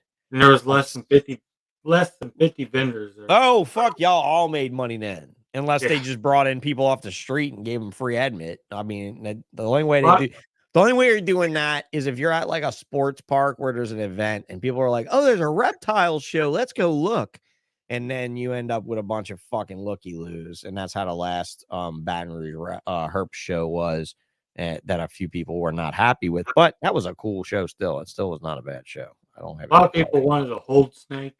Yeah, okay. So you But I got made- some novices. I made a little money. Well, you got 4,000 vendors through the door. I mean, 4,000 people through the door with 50 vendors. You guys all should be making a ton of money. It's just I think I made like 1,000. yeah, Which wasn't bad. that's okay. Most I've that's ever okay. made. Most It's I've okay. ever made. But you know, like, it all comes in volume and time. Like, after you come and stand around and show your logo and people get to know you and people talk to you and they see your stuff, they just come more and more and more. So, you know, just keep I just hitting brought those shows. I didn't even bring my good stuff. Oh, you just brought junk to Not just move junk. off, just stuff to Lot move of- off. A lot of hats and stuff. Yeah. Well, check out Strange Kreations, morphmarket.com/store/strange. And now let's talk about MorphMarket. Hey, And I then think we'll I've end our show. rated all my people that bought from me. I think I've rated them back. Yeah. Oh, I didn't check on you, did I? Wow. I didn't check on you. You want to be checked on, and you're absolutely right. You have reciprocated all of your ratings over the last 90 days. Good fella, good fella.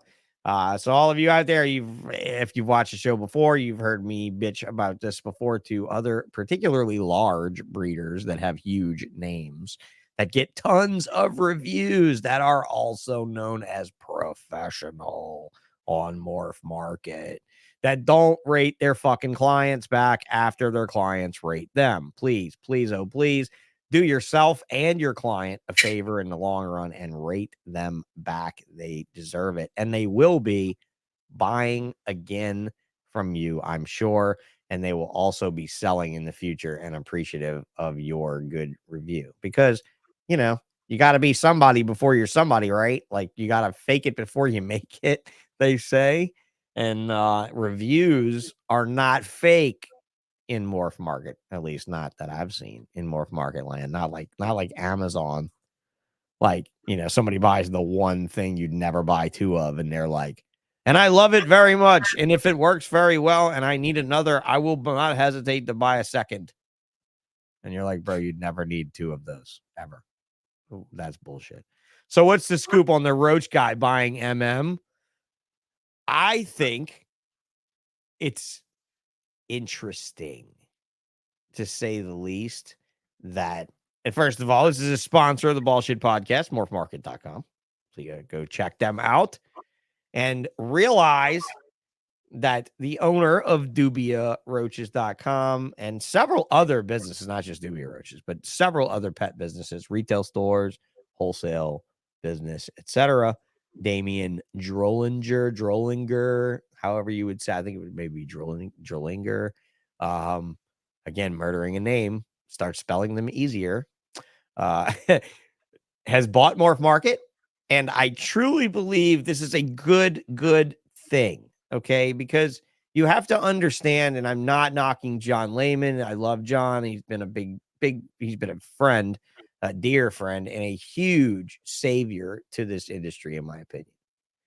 But he's a software guy, and software guys make software that works. They don't necessarily operate companies, right? I mean, like, this is a known thing. Many software engineers have business partners. This is not the case. I believe he's an employee now. I'm not sure 100%, but I'm just guessing that he's worked a spot in for himself as an employee and to run the pipe work, the main framework of the site. But if I was a software guy, an IT guy, I would not want to be hindered with business ownership and performance enhancements, right? Right? Like, this is my opinion of veterinarians, that so many of them are crooked because they're doctors who also have to own their own businesses.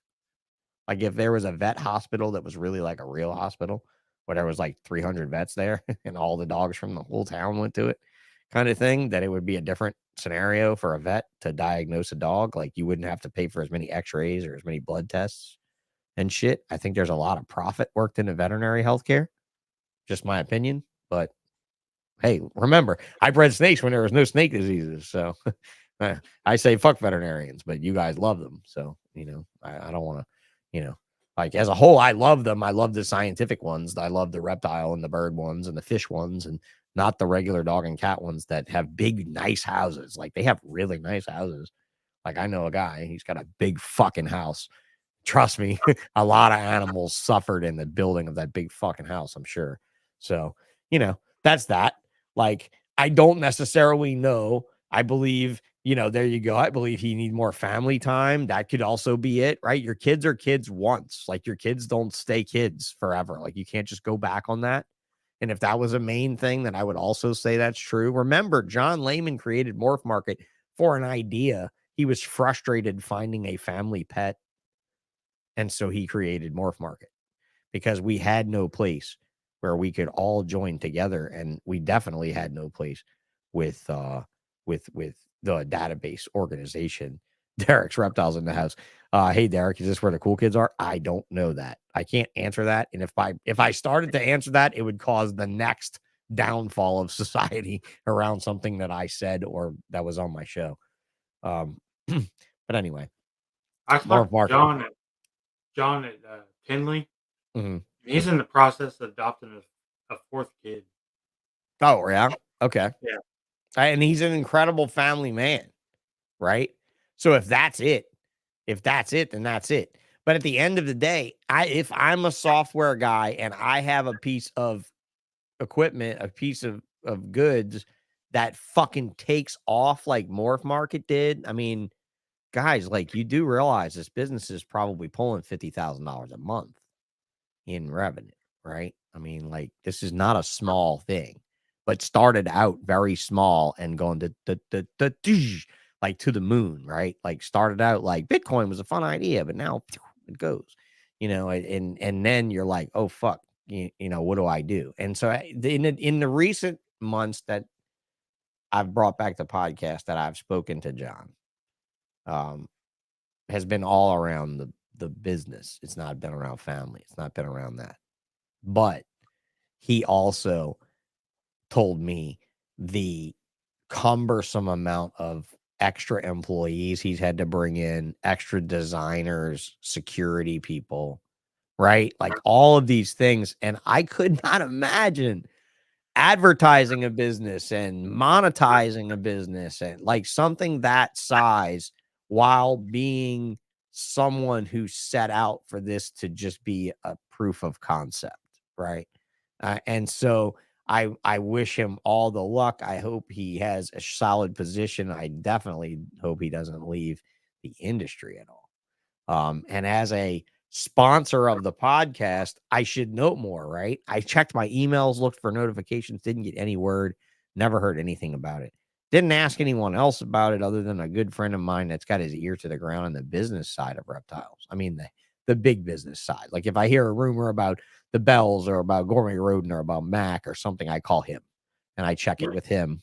Right. John's keeping it pretty hush hush.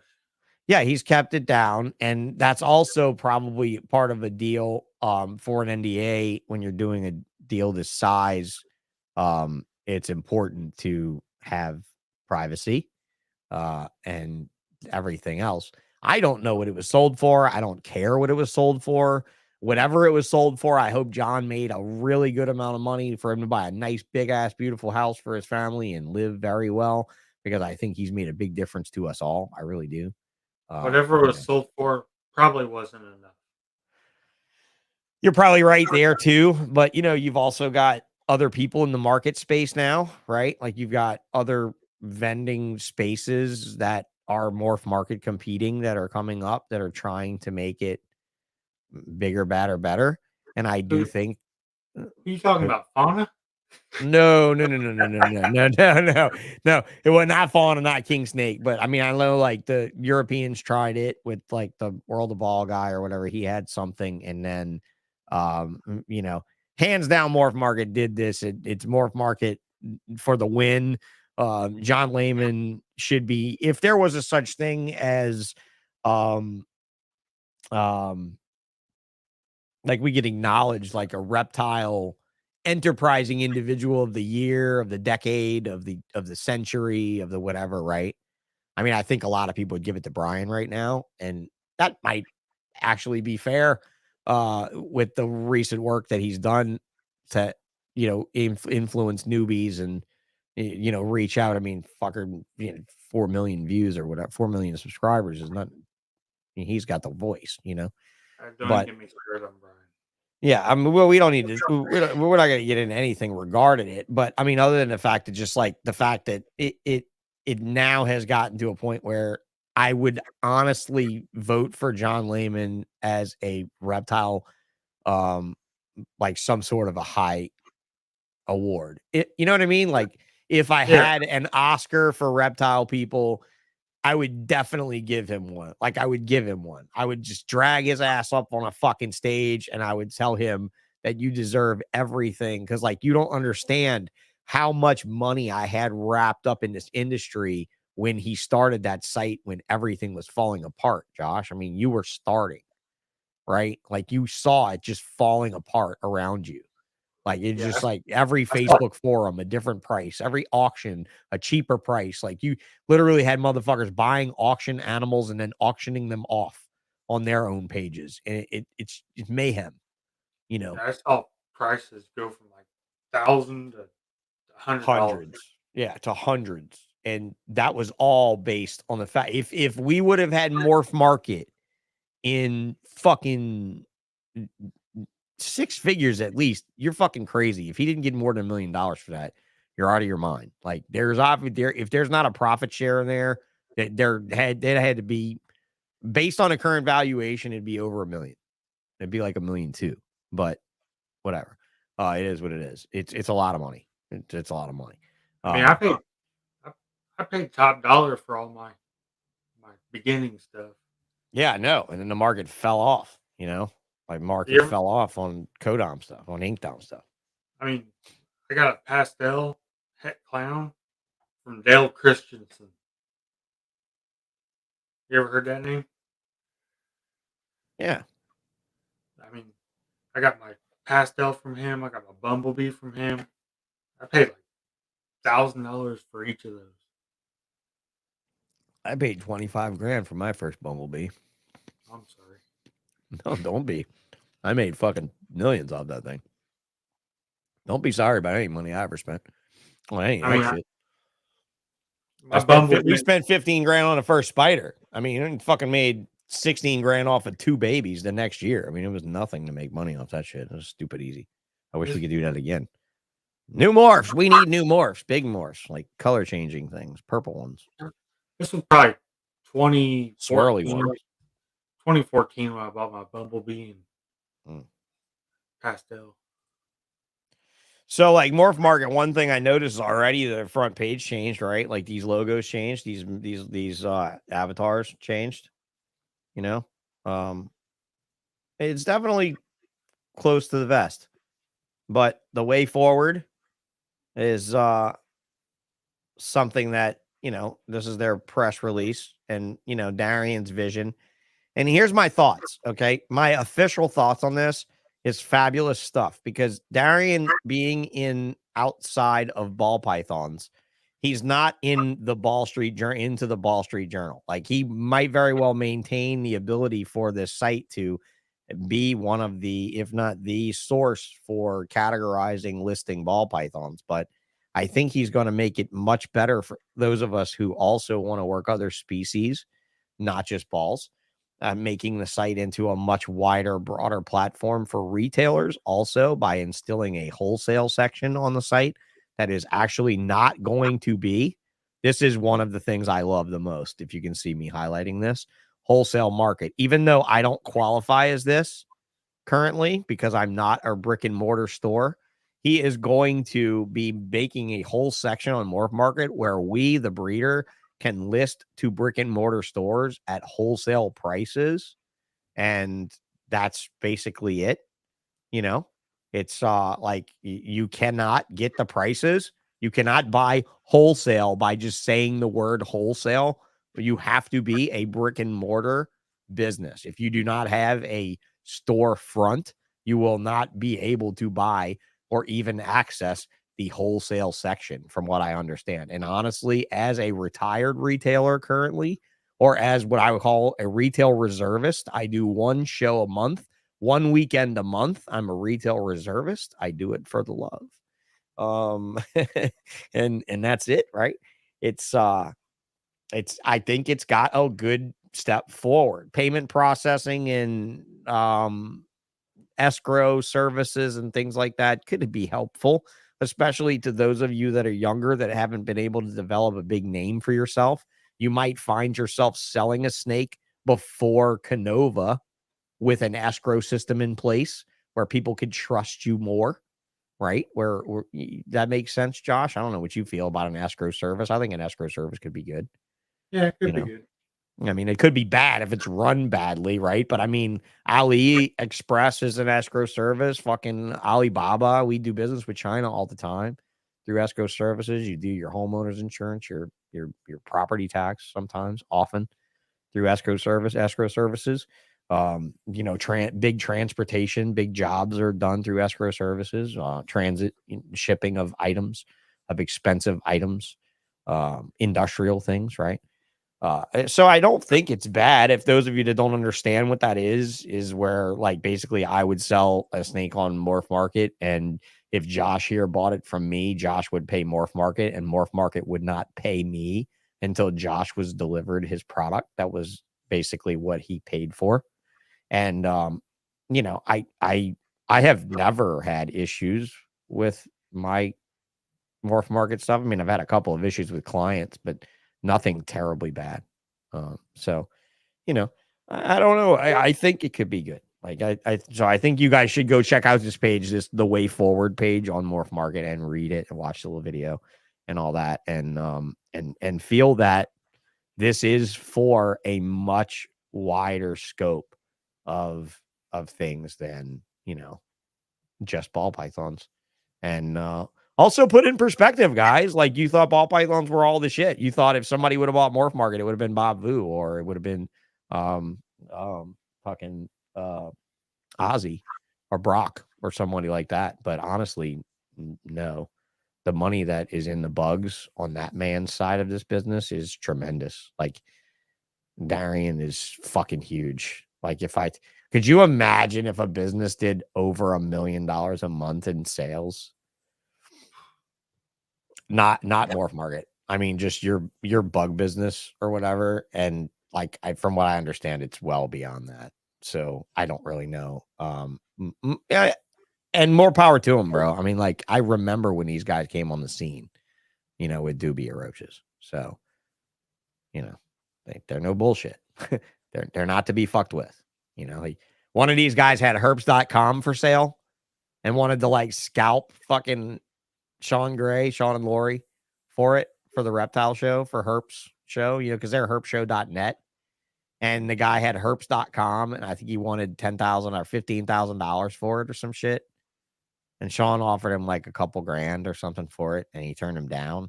And Darian supposedly bought it and gave it to him. I'm not going to talk about the amount of money he paid for it, but supposedly that's what I was told, that Darian bought it or was trying to buy it and gave it to him or something like that. Maybe he didn't buy it. I don't know. But I mean, the guy's got a heart and he's got money, I think, and he's got business ownership, and he does have a partner too, I believe. So that like they have a background that I do believe will rocket this thing forward. Possibly further than Kabilka could ever go. But maybe I'm talking out my ass. I'm not talking out my ass for a sponsor, because right now I don't even know if we're going to continue. But I hope we can continue. I really do, because I really would love to see where he takes it, you know. Like, I can only imagine Todd Goodman buying something like that, you know, and just being like, wow, this dude knows what he's doing. So, not that John doesn't, but that I believe it got real big, real quick. And he was like, whoa, I don't know if I really wanted all this, you know. So, I know that would be me, guys. That would be me. It would. So, I don't know about you, Josh, but I couldn't really. I don't think I could do that. I couldn't handle it. No. And honestly, he's done a great job. So any of you guys over there on the comment side of things want to chime in, if there's 16 of you left and whoever in here is bored to tears with our conversation, with everything. But it's an interesting time we're living in, guys. It may be another turn in the marketplace. It may be good. I don't think it's bad, and I don't think anybody should be scared of it. Even though most people don't know him. You know, but you know, but hey, they know him now. Every one of them ball python guys knows him now, huh, Josh? Yeah. When a roach guy buys the Ball Street Journal, motherfuckers are like, huh? They'll be off in space. I mean, I talk to John every Tinley, and he knows me, knows my name. He's just all around good guy. Amazing guy. The guy that I dread when I ask myself, what kind of guy are you? I'm like, well, I'm not John Lehman, that's for sure. I'm not that motherfucker. He's pretty awesome. So his wife's really nice too. I don't think I've met her, maybe at the Arlington show once, maybe. I don't know. She's such a sweetheart. I mean, she'd have to be with him. I mean, there's no way he's that nice and has an absolute horrible time at home. I don't think it's possible. He would not be doing what he does at home. He would be working on businesses that drug him far, far away from home, you know? So yeah, it looks like now it's, let's just announce Will Hella Heat thing. Since they're talking about it in the chat, I'll go ahead and address you chat guys. Cause you know, you felt left out. Will's pushing for 2 weeks, April 10th at 9:30, unless I change days, but same week. And when does the Bullshit podcast get to be featured on this fucking thing? I'd love to know. Like, I've got a lot of negs on me. I've got a lot. Although I will bring up a screenshot of you saying you learned more on this podcast than 99% of the others. I would like to know what the 1% was, because I got a feeling you'd have a hard time finding that 1%. But at the same time, maybe I'm wrong. Like what? Billy? Probably Billy. Which, by the way, I see Billy's doing a barbecue and a snake show. Anybody see that on Instagram? Yes, Billy D. Rose at Mutation Creations decided to pull a, probably because of all the Garrick DeMeyer chat on the Holdback Rack podcast when we were talking about how Garrick used to run his reptile show out of his shop. I had a brilliant fucking idea. I just don't know if anybody's going to travel to Canada for it, but it's Billy. So they'll go, you know. Be kind of cool to have a bunch of people show up at your place for your own personal reptile show. Like, everybody. I asked my wife if she wanted to go. She's like, yeah, sure. She's like, where's it at? I go, Canada. She's like, no, we're not going. No, there's less fish in Canada. There's less fish with heads on them in Canada. Fuck. So yeah, Will, I wish you the best of luck, bro. I'd love to see what you're gonna do and everything else. And it means that now I have just got something to compete with. I've got something to persevere more to with Ballsh. Now that Chris has said that he's not leaving me, which is nice. Josh here says he's not leaving me, which is I'm nice. not going anywhere. Reptile Collective, Steve Beamer, unless he grows broke building buildings, or if his wife leaves his ass, and he might lose half. He said he's not leaving me unless she takes half. The Savages, they might leave me financially at some point because they got too many irons in the fire, but she's got horses.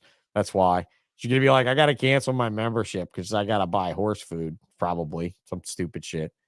So I feel good about that. I don't necessarily know. Jim's moving off to be with his son from Ectothermic Dungeon. I appreciate you, Jim. And Nathan Granoff from Infinite Possible, he's still here. He's still here in spirit, though. He doesn't come around much.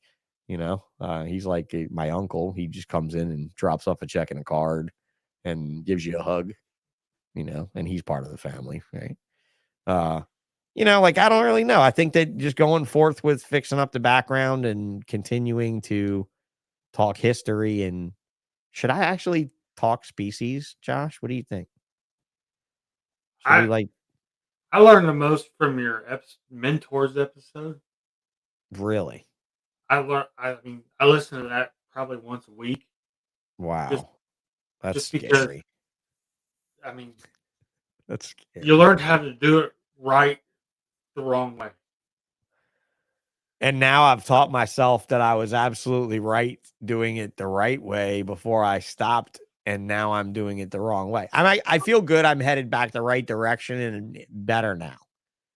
In other words, I used to be able to dream up a rack and think and build it with a table saw and a hand router and all that. And now I can just come in here and grab have a employee put a sheet of material on a machine and make my own shit.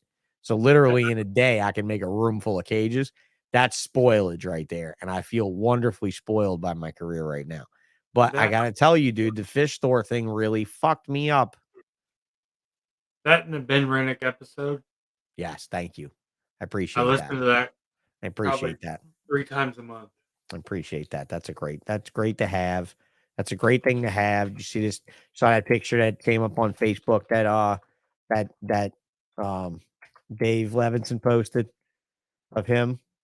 I'm gonna go find it. I'm gonna go find it right now and bring it up on the screen because it's definitely worth having on the screen for a minute. I'm gonna do a few things. Okay. First of all, that gets me kind of teary every time I listen. Well, get teary because I don't talk about him enough to talk about old Ben. But this wasn't the picture. This wasn't the picture. This is just the top of Dave Levinson's page. He's at the top of Dave's page. This is the picture right here.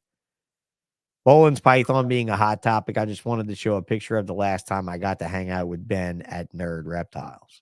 So here's Dave Levinson taking the picture of Ben Rennick.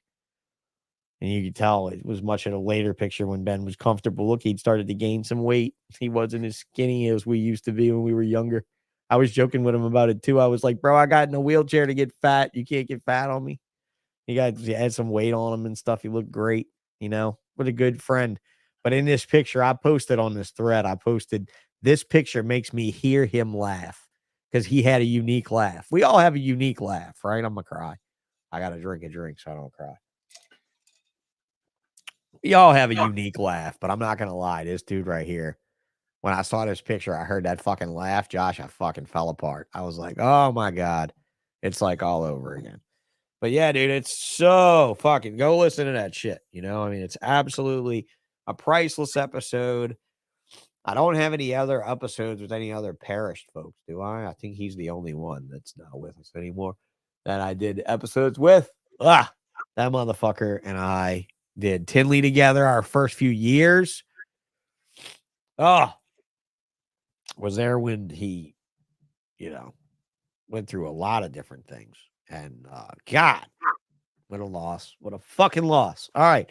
Well, remember that. Was a great moment. I'm glad a lot of people got to see that. 284 people liked that post from Dave Levinson.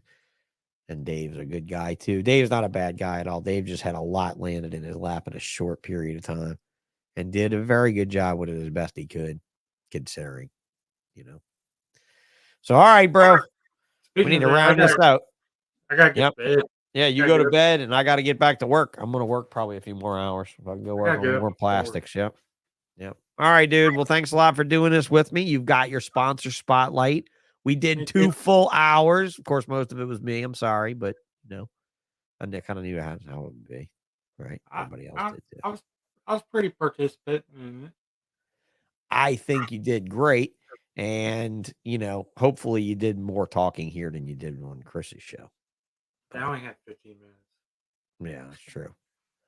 And then 5 minutes of it was him bonking you for not using half the shit that sponsors his show. And then another 5 minutes was him telling you all the shit you need to do that you didn't do. And, you know, all that fun stuff. And, hey, thanks a lot.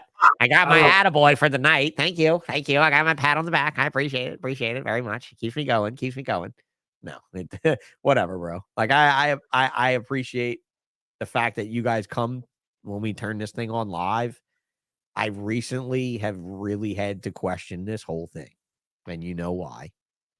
And I'm going to continue to question this whole thing, at least until I get to 1,000 subscribers. I figure what I'll do is I'll get to 1,000 subscribers, then I'll fucking quit. Everybody wants to get there. I'll get there, and then drop the mic again, right? Get to where everybody wants to be, and then just fucking leave it. And honestly, dude, I wrote that post on Facebook today, remembering the fish store from just 4 years ago, thinking, oh man, you know, this is a new life that I live now where I have doubt in what I spend my money on. Used to be I didn't doubt a thing, Josh. I just went and bought a ball python and put it in a cage with another ball python and bred, and I made money. Now I did all kind of other business shit, and I made bad choices. do what you know. And you know snakes. You know reptiles. I do. So, you know, this is really what I want to do. I really want to build shit. I don't want to build the run-of-mill cookie cutter racks and stuff. I'd like to build what works for me, not what works for you, what works for me. And I'd like to stamp that and say that's Sean's rack. All right. And I'd like to stamp that cage and say that's Tracy's cage, and stamp this display and say that's Matt Turner's display. And that gecko display, that's, you know, or that dart frog or that frog display, that's Spencer Tedesco from, you know, Tree Frog Collective's display. And have everybody sign their signature on it, man. Bro, look, I got these cards. It's going to give somebody an idea. It's going to be a stupid idea, but they're going to get an idea from it. You got any metal business card, like metal credit cards? No metal credit cards? Like you're not gangster enough to have a metal credit card? All right. Like I'm squeezing this piece of aluminum, this card. I'm squeezing this card as tight as I can without it cutting my fucking hand, and it's not bending. This shit is so thick. It's 0.8 thick. You see the thickness of it. You can see the shine off the top of it from the light. See how thick it is? Bro, these cards, the blanks cost a couple dollars a piece. Listen, the ASMR. Right? Like this thing right here, this is like a badge. It's awesome. So I'm going to engrave, because I have a laser that'll engrave this like super special. I'm going to engrave these if I do start making racks and cages, is my idea, to make signature series breeder stuff with 0 fucking options. 0. You want options? You go to Focus Cubed and you get 200 options per cage. You want to breed reptiles and not think about it? You call us. That's my idea. You know, somebody will steal it. You can steal it. I'll be making aquarium plastic until I'm dead. Like, Rob got rooms full. So at that, I'm going to let you go. Thank you, Josh, for doing this. I appreciate you. Thanks for being such a hard worker. I'm sorry I haven't seen you in a few years. You make it back to Tinley. I will. I promise. I promise. I absolutely will. Thank you very much for everybody on the side, too, for being here. I only live 2 hours away. Well, I know. I know you'll always be there. And you were always there. You were always a face that was at the table. You'd always come by and talk. We did some business, you know. Great shit. Absolutely great shit. I want a PVC rack with a quarter colored polyurethane over the top face and top like I did my enclosure. Okay. Like colored polyurethane. Why don't we just use colored PVC? Or what? Like you just want a color coded rack. You're another fucking constriction addiction. Like I need to get Daniel Allison on his podcast to tell everybody how he had brand new racks stripped and re-powder coated the neon green to match his fucking race car. I How mean, many times I got to tell you to get Daniel Allison back on this podcast? dude, I'm afraid he'll say no because of all the shit. Daniel is the type of dude that will say no to doing this interview because of the shit from the past. Like, trust me. So if you guys know Daniel and you have a good relationship with I just Daniel, talked to Daniel today. good. Hit the motherfucker up and I'll hit him up too. I have not hit him up, but I would not mind, especially since him and his wife got back together again and shit. That's a great story. Rick's great. Yeah, but you know they went off the fucking rails like bad. Yeah. Like bad. Like worse than I went. No, I don't know about worse than we went off the rails over here, but we went off the rails pretty bad over here. But you know, dude, off the fucking rails, right? And for them to be back together again, I'm like, dude, they were like fucking trying to make each other kill themselves, like off the fucking rails. And now for them to be back together, and I liked Brit. I never minded Brit. I always liked Brit. You know, I don't like drama like that. Especially don't like the male and female splitting up thing. That's where Mike Wilbanks and I went wrong. You know, or well, probably where I went wrong, but whatever. But yeah, they don't have purple or orange PVC. Bro, if I hit up China and ask them for purple PVC, they're just going to make me buy a pallet of it. So what about paint? Auto body paint, bro. Auto body paint works great on PVC. There's a guy in the fish industry that makes signs for the walls and shit of these giant companies like Bulk Reef Supply and Neptune and stuff like that. He makes it all out of half-inch sheet PVC and auto body paint. Like he's got a paint booth and just uses just PPG oil paint, and it fucking looks amazing. And you spray it on, you know, so it really does look good because the paint, but the foam starts with the paint. All right, I'm gonna let you go. All right, I'm gonna set you. You go to bed. I don't even need to talk to you after the fact. Thank you, sir. I appreciate you very much, and I'll see you around the podcast. All right, see you later, Sean. See you, bro. All right, there he goes. Everybody, that was him. He's going to bed. It's late where he is. It's only 10 o'clock, but he goes to bed early. And thank you guys, the last 11 of you that are here. I wanted to put Josh on a podcast to be sure that we had him on here as a sponsor and a supporter and to show just a genuine, awesome guy who's got a great story. I think it explains a lot. I think, to understand the journey that we went down in our healing process and in our recovery stages and stuff. Obviously, my journey was very different than his, and his has been a lifelong one. But I think you guys can derive a lot from hearing from people like him and me about things like that. So thanks a lot for listening. And I hope that nobody's pissed off or I didn't say anything super offensive. And, you know, I am a guy. I do, have regular feelings and stuff like that. I am a person like you. I have a heartbeat and, I do have feelings and I have tears and stuff like that. So, keep that in mind when you're making a podcast clickbait thing that's going to last forever on the internet about me or about anyone for that matter, that you really know who the fuck you're talking about and what the fuck you're talking about before you go and do some shit like that. So, all right. Thanks a lot, guys, for coming on the sponsor spotlight with Josh Strange from Strange Kreations, hearing his story and me talk and, all that good stuff. So when you see Josh, tell him hi. Go hit him up at the Lafayette, Indiana show. If you're anywhere near that, whenever that is, shouldn't be hard to figure out. And yeah, there it is. Jared said, hey, I painted my racks to match my colors. But you painted your racks to match your colors. This dude bought brand new racks, sent them to a place to get stripped to then be repainted. And that just seems a little crazy to me. Yeah. But yes. But why not? Why couldn't you paint PVC and have it be snake friendly? I mean, you're trying to paint it on the outside or you want it on the inside? If you want it on the inside, just get a UV coated. That company in California, what's it called? There's a company building cages. Fuck Racks. That's C-SERPENTS business. No, I'm not plugging anybody else for Racks but Chris. There's somebody else. What's it called? It's on the tip of my tongue. It's one word. Fuck. Come on. Tamara. Is it Tamara Designs Plastic? Something like that. Yeah. That's it. And he had a sign company prior to COVID. Oh, fuck. I said it.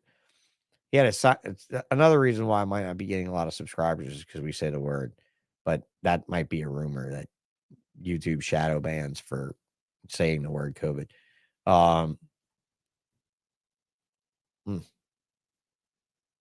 Yeah.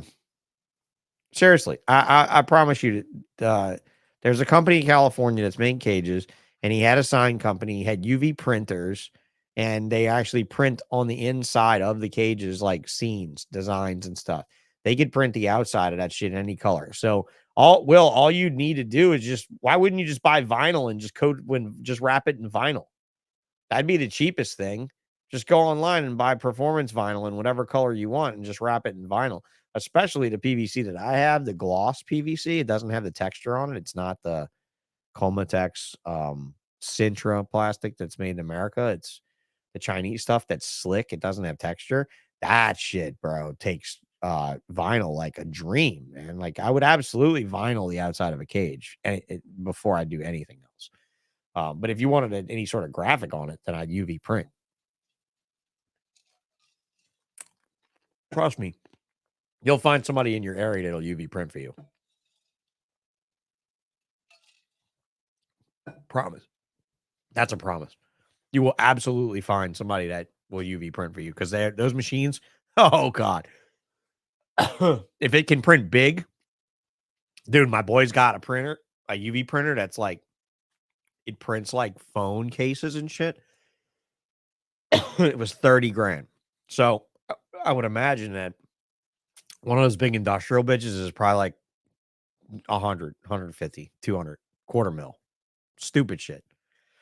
But, bro, if you had that, like if C-SERPENTS, but if you know Chris hates building cages. That's why he doesn't build cages. He hates cage building. For the amount of plastic you use and the amount of work you do, it's not worth the money to build a cage, is what I was told by several people. So, yeah, I would definitely vinyl that bitch. And that would be it, you know.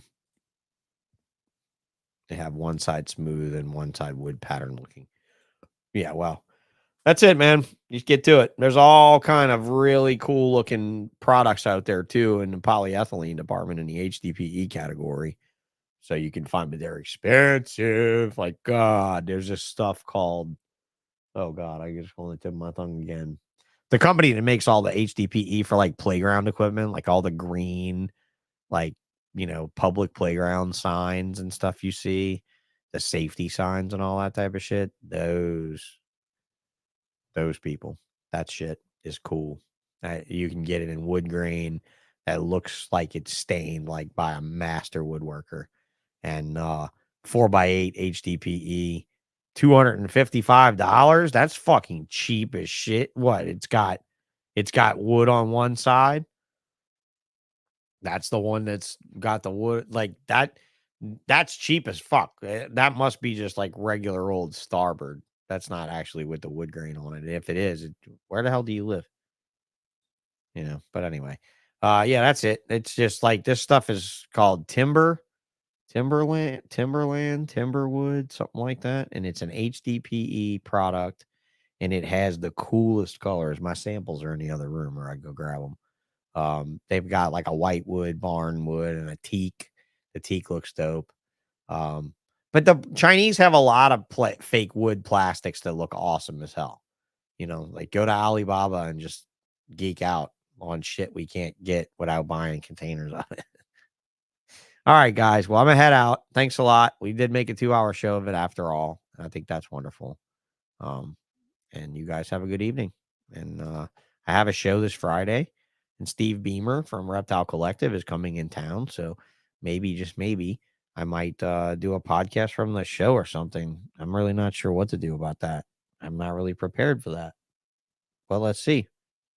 Good time for anything. So good night, Punk Rocka. Thanks for coming and staying the entire time, dude. That's awesome. Will, thanks a lot for staying the whole time. River Rat, Jarrett. I mean, you're a supporter, a big supporter with the Patreon page. So thank you so much. And thank you for coming tonight and sharing in the evening with us. And be sure you guys check out the Strange Man on his social media sites of Instagram and MorphMarket.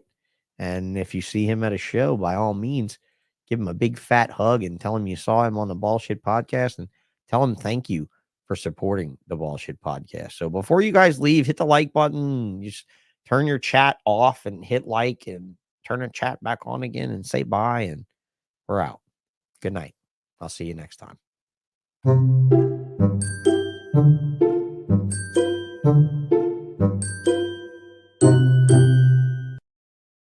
All right, guys. You have a lovely, lovely evening.